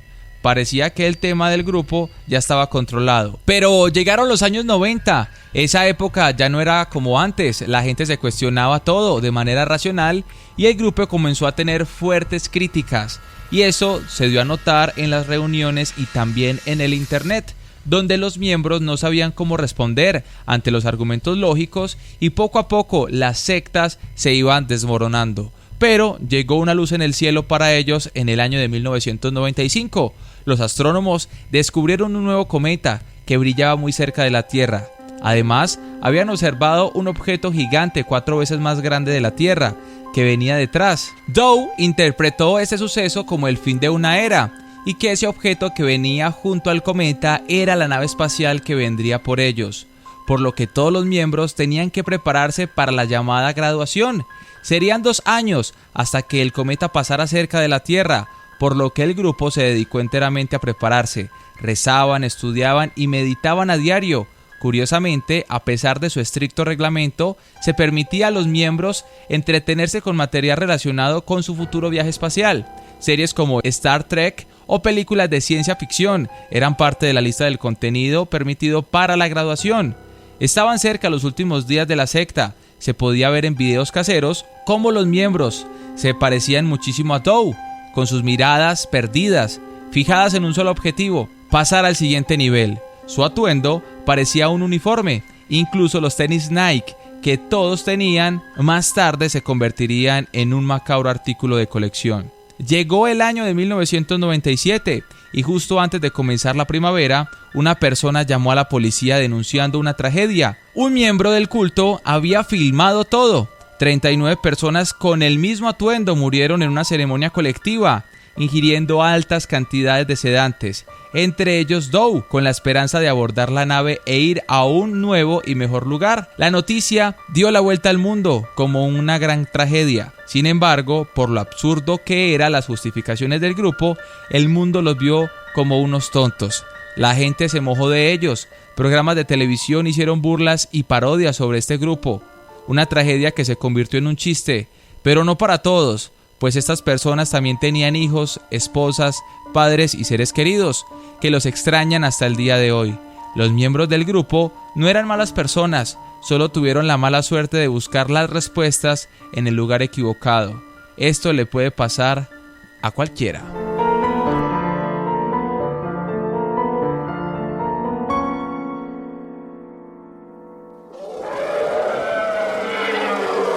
La criptozoología está dentro de la caja de Pandora. En los 40.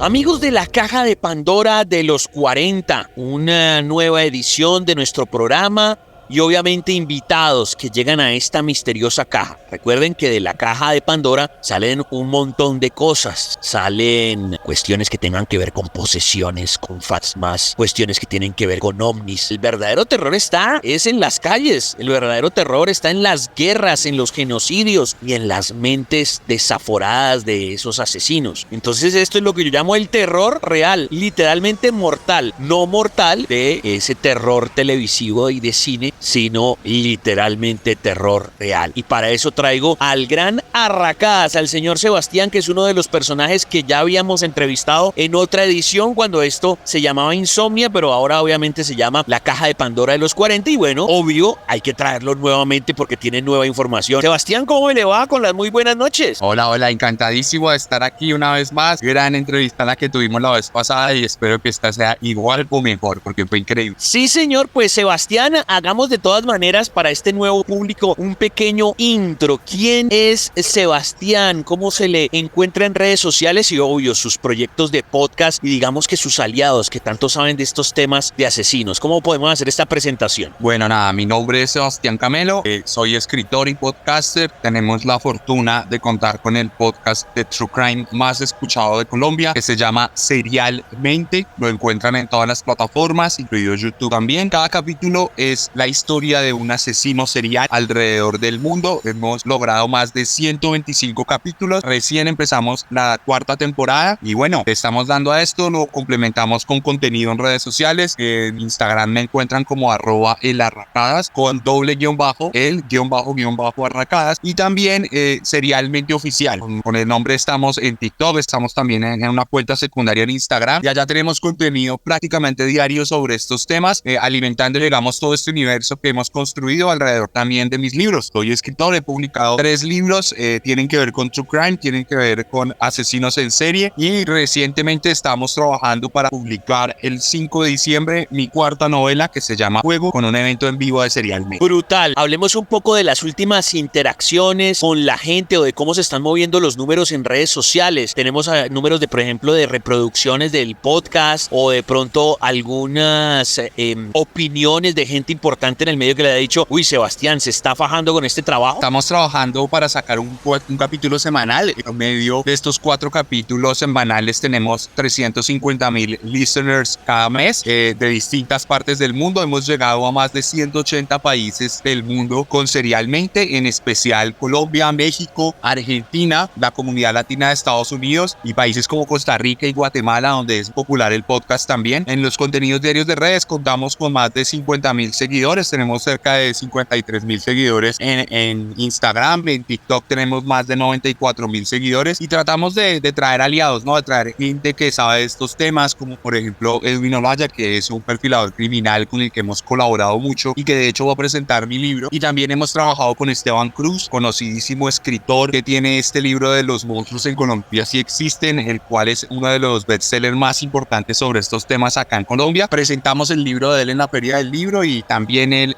digamos que ha participado en nuestro podcast y nosotros en su programa de televisión Más Allá en varias ocasiones. Y también con Mauricio Navas, con quien hemos trabajado también en su podcast de Ser o No Ser, ahí el podcast, un gran escritor que ha dirigido también muchas cosas y producido otras y bueno, también es uno de nuestros aliados de la casa en Serialmente. Eso era lo que quería saber, esos aliados como por ejemplo el señor Olaya, que es brutal todo ese conocimiento que brinda desde el punto de vista forense y claro, el gran escribiente que ustedes pueden tenerlo ahí en Más Allá, seguramente lo deben haber visto por televisión o por YouTube. Es más, me falta traer aquí, nunca he podido cuadrar escribiente por muchas razones, el señor Esteban Cruz, pero él es súper pana también de Juan G. Vallejo y de muchos de los panelistas que han pasado por acá. Entremos en materia. Yo debía este tema, es algo que ya pasó, pero digamos la gente no, yo no sé si somos nosotros que estamos sedados, Sebas, por tanta violencia que hemos tenido y como que las cosas a veces nos parecen como, sí, se murió este man, claro, hicimos bulla, pero internacionalmente los números de este aberrante ser llamado Garavito, como que la gente en el exterior se vuelve más loca, o sea, o dice, pero es que estos señores son como que, sí, pues obvio, el tipo cometió un montón de crímenes, pero nosotros vivimos como sedados, ¿no le parece a usted? Total, Garavito es un producto de la violencia colombiana y no lo digo en la medida que esté enmarcado, digamos, en el conflicto o algo por el estilo, sino que se valió de él para ser invisible. Día a día las noticias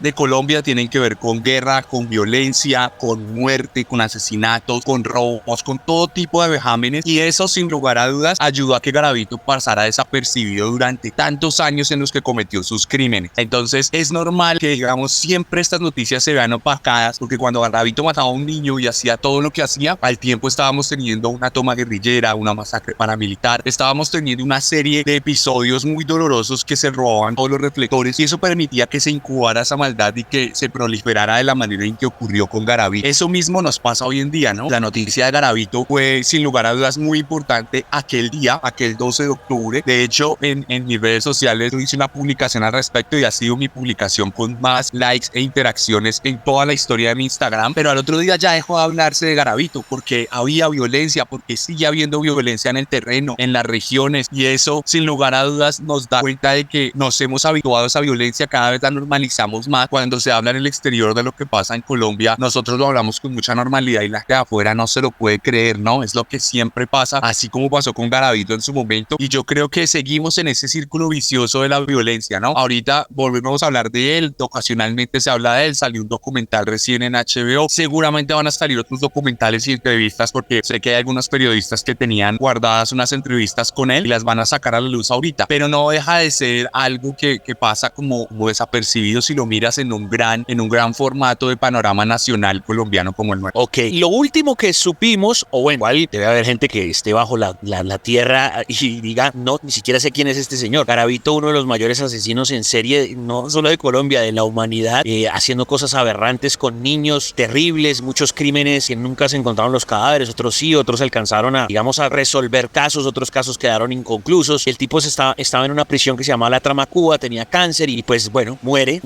Y lo último que sabemos es que algo pasó con el cadáver, como si quisieran hacer un rito, como que si la gente no lo quisiera reclamar. ¿Sabemos qué pasó con el cadáver de Garavito? Sin lugar a dudas, cuando se esgrimen leyendas o mitos como el de Garavito, que en sí mismo ya hace parte de nuestra cultura popular, también hay espacio para que se cree todo tipo de habladurías alrededor, rumores, por así decirlo. Digamos que habladurías tiene una connotación peyorativa, entonces hablemos de rumores. Y en el caso de Garavito tenemos varios, ¿no? De acuerdo a desde el día de su fallecimiento, se ha hablado de que se está buscando parte de sus restos, que digamos en medicina legal se están traficando de pronto pedazos de su cuerpo para poder hacer ritos satánicos.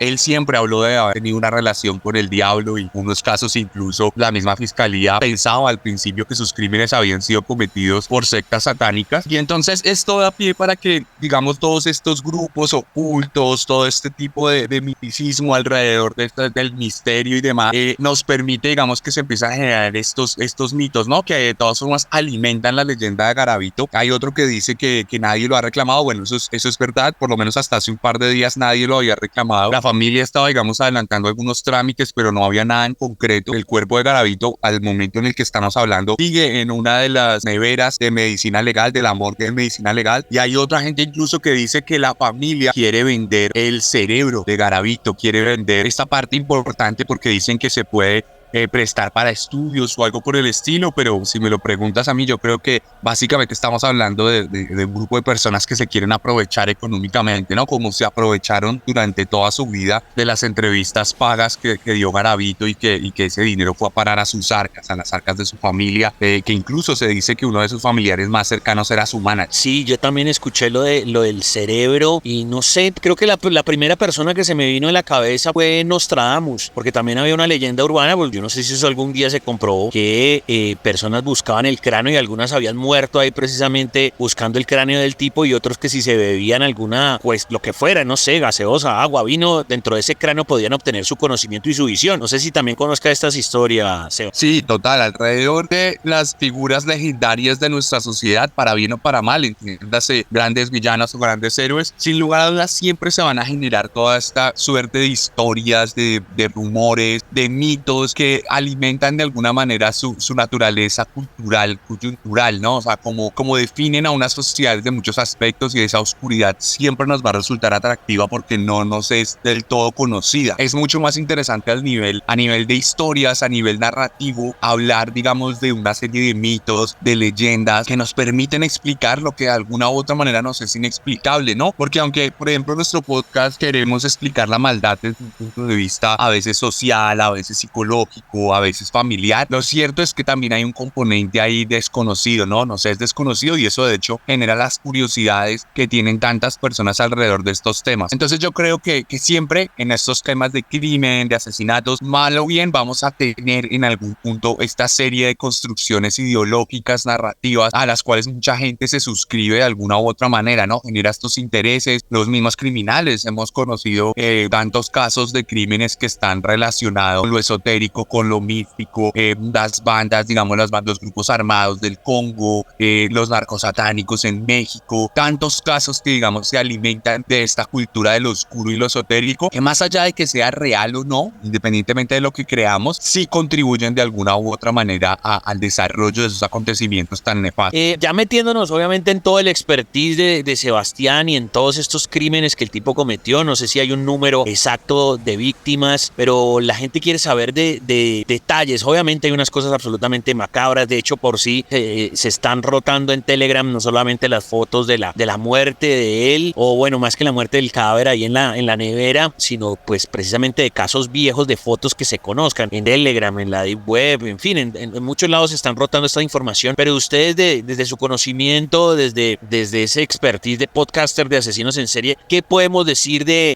el modus operandi de este señor? Bueno, Garavito es un asesino en serie en red. Yo creo que la historia de Garavito pasa por prácticamente todos los componentes que desde la psicología forense, la psicología criminal, se han esgrimido teorías sobre cómo los asesinos se forjan. Partamos de la típica pregunta que siempre sale a colación en estos casos del asesino nace o se hace. Nosotros siempre hemos abogado por una respuesta mixta en la que los asesinos seriales nacen y se hacen. Y en este caso, Garavito tiene todos los componentes para un asesino que se hizo, ¿no? Una familia completamente disfuncional, episodios traumáticos de violencia, una crianza sin el más mínimo ápice de afecto.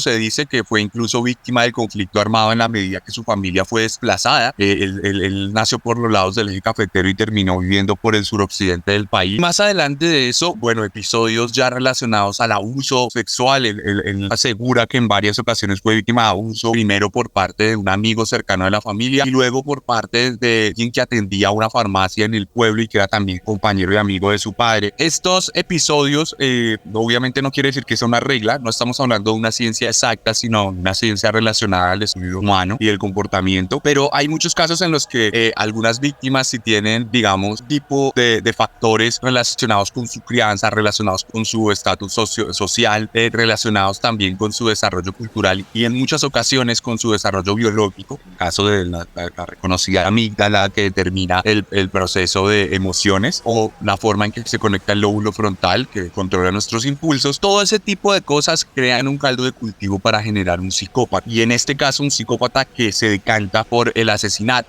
Garavito, todos los psicópatas no son necesariamente asesinos, algunos son presidentes, algunos son jefes de compañías, pero muchos sí son criminales, y en este caso Garavito es uno en regla, es una persona que nunca demostró el mayor remordimiento, es una persona que empezó, digamos, a través de sus traumas a generar unas fijaciones y fantasías, una persona que desconocía el manejo de su propia mentalidad y que eso lo llevó, digamos, luego a refugiarse en el alcohol, y el alcohol lo desató, digamos que le desató esos impulsos y le quitó control para primero ser un violador en serie y luego convertirse en un asesino en serie, un asesino que llegó a matar a una tasa de más de un niño por semana. En su época más prolífica, que fue en Bogotá y en Pereira, llegó a matar más de un niño por semana, también alimentado y, digámoslo así, como ayudado de alguna u otra forma por la realidad del país, como bien decía al principio, niños de escasos recursos, niños de familias disfuncionales, niños que salían a trabajar por pura necesidad y que en el día a día tan, digamos, difícil de esa sociedad colombiana popular, niños que eran muy vulnerables, ¿no? Niños que cuando se pierden, la familia no tiene los recursos para generar búsquedas, para pedir ayuda, para alzar la mano, y eso le facilitó la vida a Garavito, aunado a lo que ya hemos hablado en otro momento acá respecto a la realidad del país, al conflicto del país. Claro, muchos niños se creía incluso que habían sido reclutados por un grupo armado, entonces no se buscaba, incluso la policía, digamos, abrumada por todo lo que pasaba en el país, tampoco generaba investigaciones a fondo. Cuando a Garavito lo capturan después de haber asesinado, por lo menos de forma comprobada, mínimo de 172 niños, por lejos el asesino más prolífico de la época contemporánea y con víctimas comprobadas, ¿no? También se cree en algunos casos que se pudieron haber superado los 200. Garavito además tenía un historial criminal. Garavito estuvo en la cárcel porque fue capturado por violación, entonces él tenía un historial, tenía antecedentes y nunca hubo algún tipo de seguimiento de él, nunca se le siguió el rastro, nunca estuvo referenciado, y al ser una persona que cometió crímenes tan fuertes, debió estar referenciado atado, él se movía libremente y eso le permitió llegar al número que llegó. Él, todos sus traumas, él, digamos, dentro de lo que cuenta, dice que él fue torturado por sus abusadores y probablemente lo que vemos allí es que él intenta resignificar su rol de víctima, convirtiéndose en un victimario y poniendo en posición de víctimas a estos niños como él lo fue. Entonces tal vez por ahí vaya la explicación. Por supuesto, un psicólogo forense, un perfilador criminal lo diría con más exactitud que yo, pero por ahí va el estudio, por ahí va el análisis sobre Garavito, que tenía estos impulsos, que era tremendamente violento. Algunos de los sobrevivientes, digamos, decían que ellos sobrevivieron porque no se resistieron, porque no generaron, digamos, este instinto de supervivencia y trataron de quedarse quietos, y algunos, digamos, que fueron abusados pero no asesinados. Este tipo de personas como Garavito, sin lugar a dudas, son sujetos de estudio que comprueban teorías que se han comprobado con otras personas, ¿no? El cuadro psicológico es muy similar al de Jeffrey Dahmer, al de Kemper, al de Ted Bundy. Son personas con un encanto particular. Garavito, un poco se habla de que tenía familia, de que tenía una pareja estable, digamos que no era una esposa con la que se casó, pero sí una mujer con la que convivía, un hijastro al que quería, al que cuidaba, hijastro que hoy en día fue asesinado, también víctima de nuestro conflicto, pero alguien que le decía papá, ¿no? Que creía en él, a quien él cuidaba. Garavito hacía negocios de distinto tipo, tenía la capacidad para camuflarse en la sociedad, se le llamó en muchos aspectos camaleón. Hay fotos de él disfrazado de distintas cosas, andaba con plata, viajaba por el Putumayo, tenía distintas cosas, y bueno, ese tipo de historias sin lugar a dudas nos cuentan de un asesino en serie en regla, un análisis que, digamos, si se profundizara encontraríamos toda suerte de patologías, un tipo totalmente vanidoso que nunca se responsabilizó desde el lenguaje de sus hechos. Él nunca hablaba de que él mataba o violaba, él decía que ubicaba menores, él decía que accedía a ellos, él decía que eran, no ni siquiera hablaba de víctimas. Entonces decía, él simplemente no se apersonaba, siempre lo miraba desde un lado y por supuesto se refugió en la religión desde la cárcel para poder buscar una redención que, pues, si me lo preguntan a mí, claramente no fue honesta de ninguna manera, sino que simplemente buscaba manipular a la sociedad que le rodeaba para lograr beneficios, ¿no? Y eso fue lo que logró en muchos aspectos. Por eso, no en vano, sus entrevistas siempre fueron complicadas. Él las procuraba dirigirlas y se salía de sus casillas muy fácilmente, porque evidentemente estamos hablando de un psicópata que calculaba lo que hacía. Brutal eso que nos están contando el viejo Sebas, el Arracadas, experto en todos estos temas de asesinos en serie, un podcaster profesional con muchas escuchas, y obvio les debía a ustedes, junto con nuestro amigo DJ Toby, esta edición de Garavito. Hay unos números que se confunden con un personaje que a mí me parece, bueno, lo que hablábamos, ¿no? De que estamos sedados, pero pues yo tengo entendido que es colombiano y parece como si fuera la misma historia, pero yo tengo entendido que son dos personas diferentes. El monstruo de los Andes no es colombiano y acaso no tiene también como 300 víctimas, y creo que incluso puede estar incluso vivo. ¿Esto es cierto? El monstruo de los Andes, hasta Garavito, fue considerado el peor asesino en serie de la historia. Él tiene comprobados alrededor de 100 asesinatos, aunque se cree que asesinó a más de 300 jovencitas. Él asesinó en Colombia, en Ecuador y en Perú, por eso su apodo. Y bueno, él, digamos que con el tema relacionado a sus asesinatos, la cuestión es que también su población era muy vulnerable. Él, por lo general, iba a comunidades de mucha pobreza y a comunidades indígenas, y por eso no se sabe a ciencia cierta el número de asesinatos que cometió. El otro tema con el monstruo de los Andes es que Pedro Alonso López fue capturado en Ecuador, y en Ecuador en aquella época la pena máxima era más o menos de 15, 18 años, pero luego lo que pasó es que el hombre, por buen comportamiento y demás, salió después de 9 años. Lo que ocurrió allí es que el hombre salió, fue capturado y deportado a Colombia porque era indocumentado, no por los crímenes en sí, y en Colombia no lo pudieron juzgar, digamos, a cabalidad, y por eso él terminó libre y se perdió. En algunos casos se llegó a hablar con algunos asesinatos que ocurrieron en Tunja y en los alrededores de Tunja, muy parecidos a los del monstruo de los Andes, que probablemente estuviera matando y demás, pero no se pudo comprobar de ninguna manera, y digamos que también entró al apartado de estos temas de de los mitos colombianos y las leyendas. Lo que yo sé y lo que yo pude corroborar en algún punto fue que buscando con la cédula de ciudadanía del monstruo de los Andes, él fue reportado por la registraduría como fallecido en 2005, pero no hay mucha información al respecto. Si tú buscas con el nombre, con la registraduría, con su cédula y demás, él sale como que falleció en 2005. Hay una foto incluso de él un poco mayor, pero no hay detalles al respecto. Entonces, por eso digamos que también se ha alimentado todo el tema del mito del monstruo de los Andes que desapareció. Exacto, que sigue vivo, pero él es de nacionalidad o era de nacionalidad colombiana, y lo que me aterra es que su caso sea pues como inadvertido y el de Garavito le hayamos dado más prensa. ¿Por qué pudo haber sido? Por lo que usted dice que de pronto la mayoría de crímenes era en el exterior, ¿sería por eso? Sí, yo creo que hay un problema con el tema de las autoridades de cada país, ¿no? Cada país tiene sus coyunturas y en general las poblaciones indígenas siempre han sido poblaciones vulnerables y en esa época ni siquiera eran sujetos de derecho, digamos, en propiedad. Eso es algo que hasta ahora se concibe y es una realidad, pero bueno, yo creo que ahí es donde estamos viendo que la población vulnerable es la que siempre, digamos, lleva el punto en estos casos donde son asesinos tan prolíficos y, digamos, hay muchas desaparecidas, ¿no? No hay escenas de crimen comprobadas, entonces tú no puedes contar dentro de las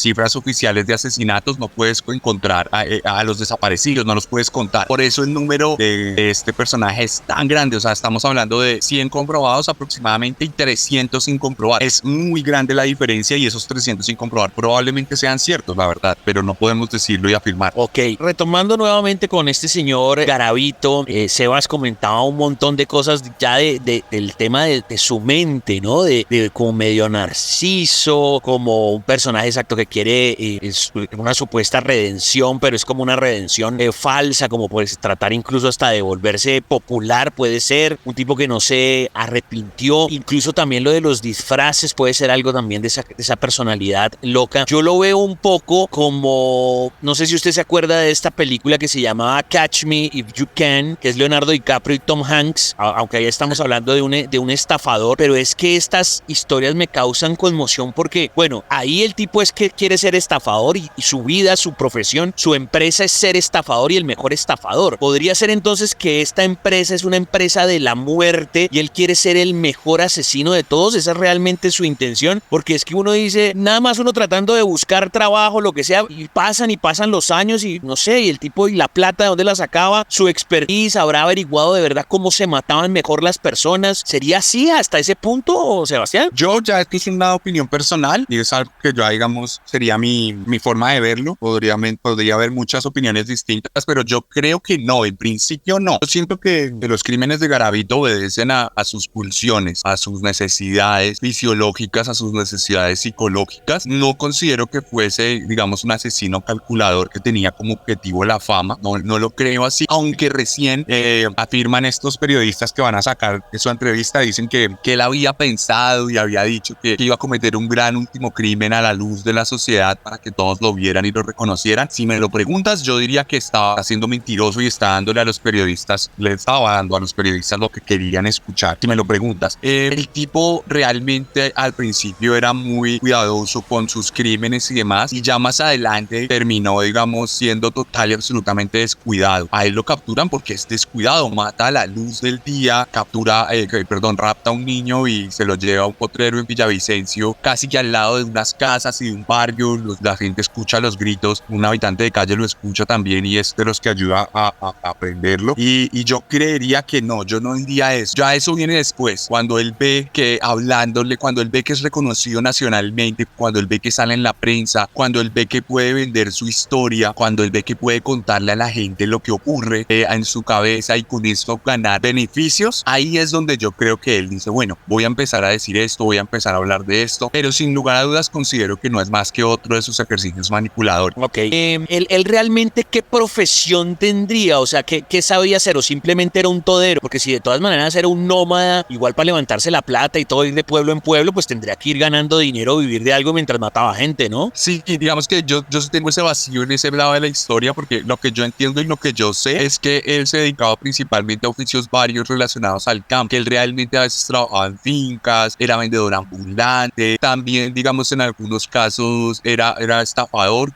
vendía algunos bonos y demás que obviamente eran estafas, pero a veces en sus propios relatos, a veces él habla de que, no sé, llegaba a la casa con 2 millones de pesos, 1 millón de pesos de la época, y esa cantidad de dinero, digamos que no se logra con esos oficios. Entonces yo creo que él a veces va cambiando de pronto sus versiones y demás. Sabemos, por lo menos no hay registro como que haya sido ladrón o algo por el estilo. En muchas ocasiones podría tratarse, digamos, de pequeñas estafas de pueblo en pueblo, pero no era un hombre particularmente, digamos, con alguna profesión o algo por el estilo. Yo creo que, como decimos en Colombia, se dedicaba al rebusque. Ok, obviamente las descripciones, todas son inenarrables, pero hay algo que particularmente le haya quedado en su cabeza, algo que haya dicho, mire, el asesinato fue tan bajo que no sé, me tocó llorar o vomitar de lo terrible que fue la descripción que leí. No, creo que en general su modus operandi tenía algo muy grave, muy fuerte, y era que él dentro de su mente consideraba que el cuchillo era como una representación fálica de sí mismo, ¿no? Él decía y afirmaba que tenía problemas de disfunción eréctil. Eso también puede ser un tema relacionado pues a propios relatos y todo eso, pero más allá de eso, lo que sí se ha identificado es que obviamente sus crímenes tenían una naturaleza sexual, y la naturaleza sexual no quiere decir exclusivamente que haya abuso, ¿no? Abuso, digamos, en lo que conocemos ya como la penetración y demás, sino que,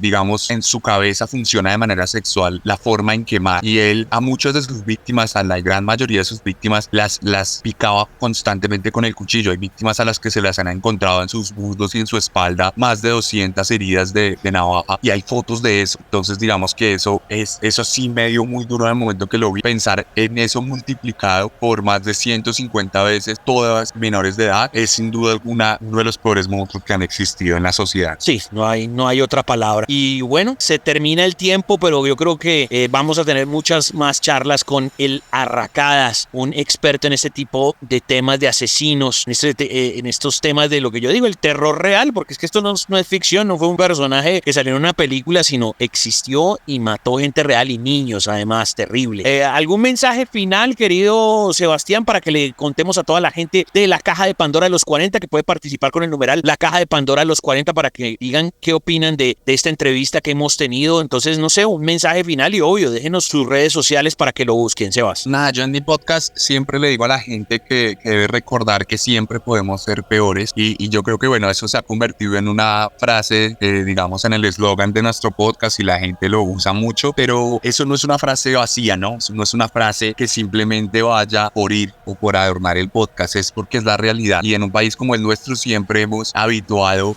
nuestra mente a la maldad, a la violencia, la hemos habituado a la corrupción, a una suerte de ejercicios de maldad social y de maldad personal también. Entonces tal vez mi mensaje sería ese: no nos habituemos. Cuando yo cuento una historia en el podcast, no lo hago solo para entretener, aunque ese es uno de los objetivos del podcast, sino también para concientizar de muchas cosas, y en este caso recordarle a la gente que la maldad es real. No nos habituemos a ella y no la normalicemos, aunque hace parte de nosotros, justamente tenemos que conocerla para que no nos domine. Y bueno, la invitación a escuchar mi podcast, pueden encontrarlo como serialmente en Spotify principalmente, pero también en Deezer, en YouTube y en otras plataformas. Y cualquier cosa me pueden escribir en mis redes sociales, estoy muy atento siempre en mi comunidad, @el_arracadas en Instagram, allí es donde más respondo, pero estoy en todas las redes sociales. Muchas gracias, Sebastián, un personaje que de verdad usted se va a ir esta noche con los pelos de punta, recordando todas estas cosas terribles que hizo este monstruo llamado Garavito. Y nosotros tenemos que seguir destapando misterios y cosas terribles en la Caja de Pandora de los 40.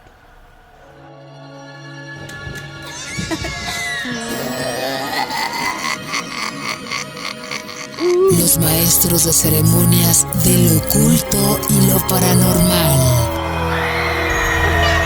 son el Chancho y Toby. En la Caja de Pandora de los 40.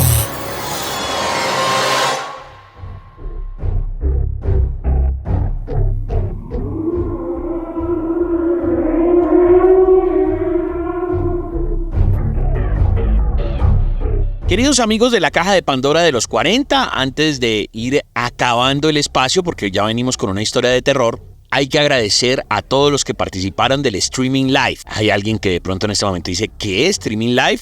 Y si se está enterando, no se preocupe porque quedó guardado en nuestras redes sociales. La idea, y siempre les hemos dicho, este espacio va todos los domingos de 8 a 10. Todos los domingos de 8 a 10, y cuando es festivo, como hoy, pues pasa el lunes festivo de 8 a 10. O sea que hoy hay programa, o hubo programa porque ya se está acabando. Y el próximo lunes festivo también a la misma hora de 8 a 10. Pero la gente, como pedía más contenido, dijimos con Toby, bueno, pero ¿qué más les ofrecemos? Pues el martes, el 31 de octubre, hubo especial paranormal en streaming live en Twitch, Facebook y YouTube. Y ahí quedó guardado en esas redes sociales. O sea, si usted se mete a YouTube, ahorita que acaba el programa, no solamente va a encontrar este programa, el podcasting, porque usted siempre lo encuentra al terminar el programa en Spotify, en Deezer, en Google Podcast, sino que además se va a encontrar en YouTube con ese streaming que además fue en video. Y estuvimos con Denise Céspedes, una medium que conectó con los muertos, que nos contó un montón de cosas de energías, de brujería, de ouija, algo brutal. Y lo mismo Jaguar Gutiérrez, un investigador paranormal, con sus historias de terror, estuvo sensacional, entonces lo pueden revivir. Y la idea es que hayan más de esos streaming live, porque hay días en los que la gente quiere contenido, más contenido de la Caja de Pandora, que no sea solamente el domingo. Les estamos haciendo caso. Y vamos piano porque hay más ideas. La idea también es hacer otros contenidos estáticos de pronto para TikTok, para el mismo YouTube, que siempre, todos los días, ustedes encuentren cosas chéveres de la Caja de Pandora. En eso estamos trabajando, pero vamos piano. Por lo pronto, vaya y chequee ese especial, que fue muy bacano, 2 horitas de 5 a 7 en pleno Halloween, y así se llamaba, especial de Halloween de la Caja de Pandora de los 40. Ya también les hablamos de nuestro podcasting. Ahora me resta recordar redes sociales, ¿no? @los40 Colombia son las redes sociales de toda la emisora, y el numeral La Caja de Pandora los 40. Yo, el Chancho 414, Toby, DJ Toby FM, donde ustedes pueden dejar todo lo que quieren. Ahora sí, historia de terror con el gran Krillator, el gran contador de creepypastas, de relatos de terror, que si se las inventa, que si se las encuentra, que si las modifica, bueno, eso va en él. Y ustedes síganlo en @Krillator con doble R en todas sus redes sociales, con una sola R en su canal de YouTube. Aquí nos va a hablar de algo que sucede en un carro. ¿Se imagina que usted sienta algo en el carro y que usted vaya solo a la medianoche manejando? ¿O es algo que va en la parte de atrás? ¿O es algo que va al frente y usted siente que impactó algo y realmente no es nada? Es el terror que se vive a esta hora en la Caja de Pandora de los 40. Algo se montó en mi carro. Mientras manejaba por la Interestatal 95 con mi camioneta, me llega una noticia en la radio de que había un atasco en la autopista gracias a un accidente en el cual un camión se volcó y obstaculizó los 4 carriles que cubría la vía. Para no demorarme, decidí meterme por un camino de segunda, esos típicos caminos de campo. Así que conduzco por ese oscuro y solitario camino, escuchando una canción de los Rolling Stones, pero en ese preciso momento se apareció un perro tirado en medio de la carretera. Pensé que estaba muerto, pero cuando me bajo a recogerlo, este seguía respirando y tenía un collar que decía Lucy, así que como buen samaritano, lo recojo y me lo llevo en la camioneta. Lo dejo en el asiento trasero y sigo mi camino. Creo que agarré un poco de calmantes que tenía guardados en la guantera para tranquilizarme. Manejar mucho me estresa, pero después de tomar mi pastilla, esta al parecer la alteró, porque el perro me empezó a hablar. Sí, así mismo, me empezó a hablar. Me decía cosas muy extrañas y siniestras con esa ronca y profunda voz. Decía que él era un ser abismal, que yo era un pobre tipo, que él mataba a las personas que andaban con él. Pensé que la pastilla la mezclaron con algo, con algún tipo de droga, yo qué sé, pero igual, andar con este tipo de alucinaciones era muy incómodo. Mientras el perro seguía hablando blasfemias de mí, pude notar en el espejo retrovisor que la piel del animal se empezaba a derretir, y solo dejaba ver una mezcla de carne podrida, con el cráneo y los ojos del animal al descubierto. A este punto, empiezo a ponerme nervioso de verdad. ¿Qué demonios le pusieron a mi pastilla? Pero antes de decir mi pregunta mentalmente, vuelvo a ver por el retrovisor, y en lugar de haber carne podrida, solo estaba el esqueleto del animal. Este me vio y comenzó a reírse, de la manera más grotesca e inquietante posible. Ni siquiera parecía una risa, eso era un grito. Ya no quería estar más con lo que fuera que sea eso. Solo seguí sin prestarle atención y sin ver al espejo. Me despierto, creo que me desmayé. Miro todo a mi alrededor y no había nadie. Ya era de día, así que procedo a abrir la guantera para ver qué diablos tomé ayer. Pero había un problema. Ahí no había ninguna pastilla. Había una foto de un esqueleto de un perro. Una vez que nos escuches, no volverás a ser el mismo. Esto es una advertencia. Estamos listos para llevarte a un viaje lleno de enigmas, fenómenos paranormales y relatos que desafían la lógica y la razón. Domingos o festivos de 8 a 10 de la noche. La Caja de Pandora de los 40. El podcast más paranormal de la radio en Colombia.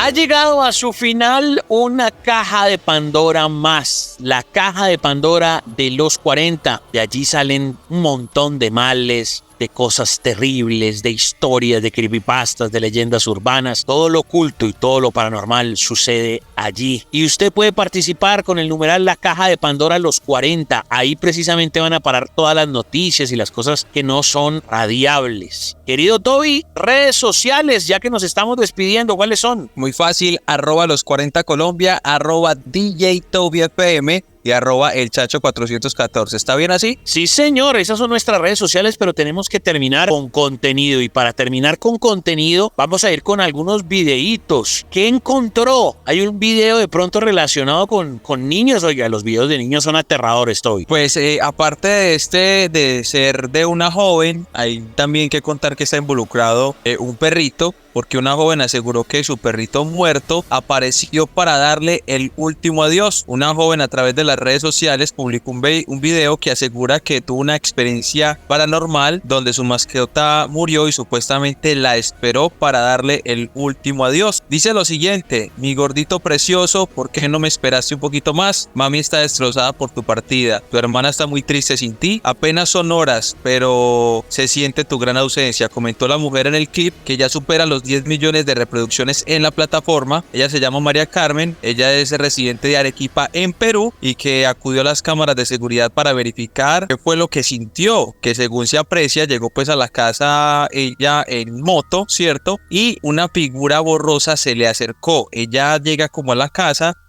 tiene como una especie de cerca donde ella tiene que esperar un momento a que le abran y pues al lado de la moto, Chancho y oyentes, aparece una figura, pero se trataba de Scott, un labrador que ella había adoptado en medio de sus labores como veterinaria. Ella lo describe como un perrito que dependía de ella, ¿cierto? Y que era un alma muy noble. Dice ella que al descender de la moto y abrir la puerta del garaje de su casa, pues vio otros perros, pero faltaba Scott. A ella se le hizo raro porque según ella tenía la sensación de que el animal la estaba siguiendo. Dice lo siguiente: al entrar lo vi echado como dormido. Grité y me di cuenta que no respiraba. Lo toqué y noté que estaba rígido y frío, relató pues la joven ya afligida, y complementó diciendo que pues lo más extraño era que la mascota tenía los ojos dilatados y tenía todavía un temblor constante, por lo que pensó que le habían dejado de pronto veneno en la comida y Scott pues se había muerto al probarlo. Ella le dijo a la mamá que tenía que revisar las cámaras de seguridad, que era la única manera de saber qué le había pasado al perrito. Ella sentía que él la estaba como siguiendo, y mientras que observaban los videos apareció la figura borrosa que compartió ella era su perro y que supuestamente el perrito salió a despedirse de él. La verdad es que las imágenes son muy tristes porque se ve cuando la chica llega en moto, hay unos perros como parados ahí en la cerca, y de un momento a otro cuando ella llega y se para, se empieza como a formar una sombra a un lado de la puerta, y al parecer es el perrito que se está acercando incluso a olerle las piernas, Chancho. O sea, ella está como con un acompañante en la moto y de la nada sale una figura que tiene 4 patas, se le acerca como a olerla y luego se para al lado de la moto a mirar la cerca. Tanto así que de un momento a otro el perro se desaparece del lado de ella y aparece ya parado en la cerca como esperando a que les abran para el perrito poder ingresar con ella. La verdad el video es muy impactante y pues se lo vamos a dejar en el numeral La Caja de Pandora los 40 para que ustedes lo chequen y también nos dejen su opinión. Tremendo, tremendo, señoras y señores, para que estén pendientes. Siempre despedimos con videos, con cosas que usted pueda interactuar y decir será que sí, será que no. Es una historia incluso más que paranormal, pues triste, y además porque uno también tiene la esperanza de que si se mueren los animalitos, la gente se pregunta, bueno, pero reencarnarán o ellos tienen alma o lo que sea, y esta podría ser una prueba, lo que nos cuenta Toby. Yo me voy a despedir con el video de un celador. Realmente en el video parece ser un video tomado en México. En el video no es que aparezcan fantasmas o entidades, es el tipo grabando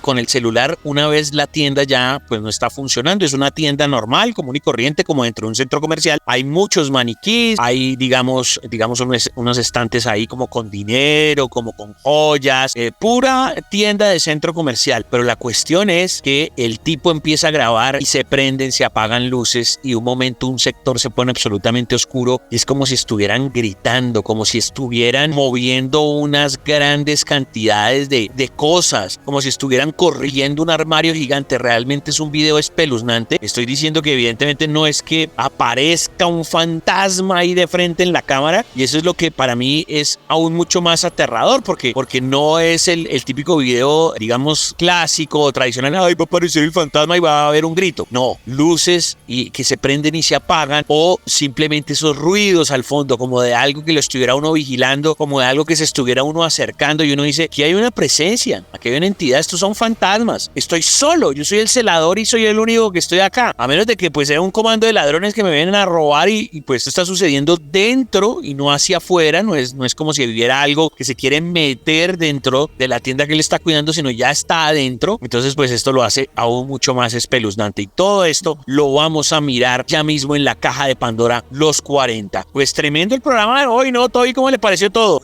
Muy bien, ya lo saben, tuvimos historias de Cali, creepypastas, tuvimos también algunas historias o mitos que han surgido acerca del Halloween, y pues me parece que cerramos con broche de oro con esas dos historias. Y ya saben, si quieren ver el video del perrito que esperó a la dueña, el numeral La Caja de Pandora los espera. Sí, señores, una vez esto termine, ya va a estar en nuestras plataformas de podcasting en todo lado. Digamos que la que es pionera es Spotify, pero pues puede ser cualquiera, y obvio el canal de YouTube. YouTube ahora también es una forma de escuchar podcast, para que busquen ahí La Caja de Pandora Los 40. Recuerden, muchachos, que nosotros no vendemos verdades absolutas. Cada cual, según sus creencias religiosas, científicas y morales, determina si creer o no creer lo que se dice acá. Recuerden que nunca, pero nunca estamos solos. Y si pueden, solo si pueden, que tengan dulces sueños. Nos encontraremos otra vez, sí señor, otro festivo. Nos encontraremos de nuevo en otro festivo, y ahí abriremos de nuevo la caja de Pandora de los 40.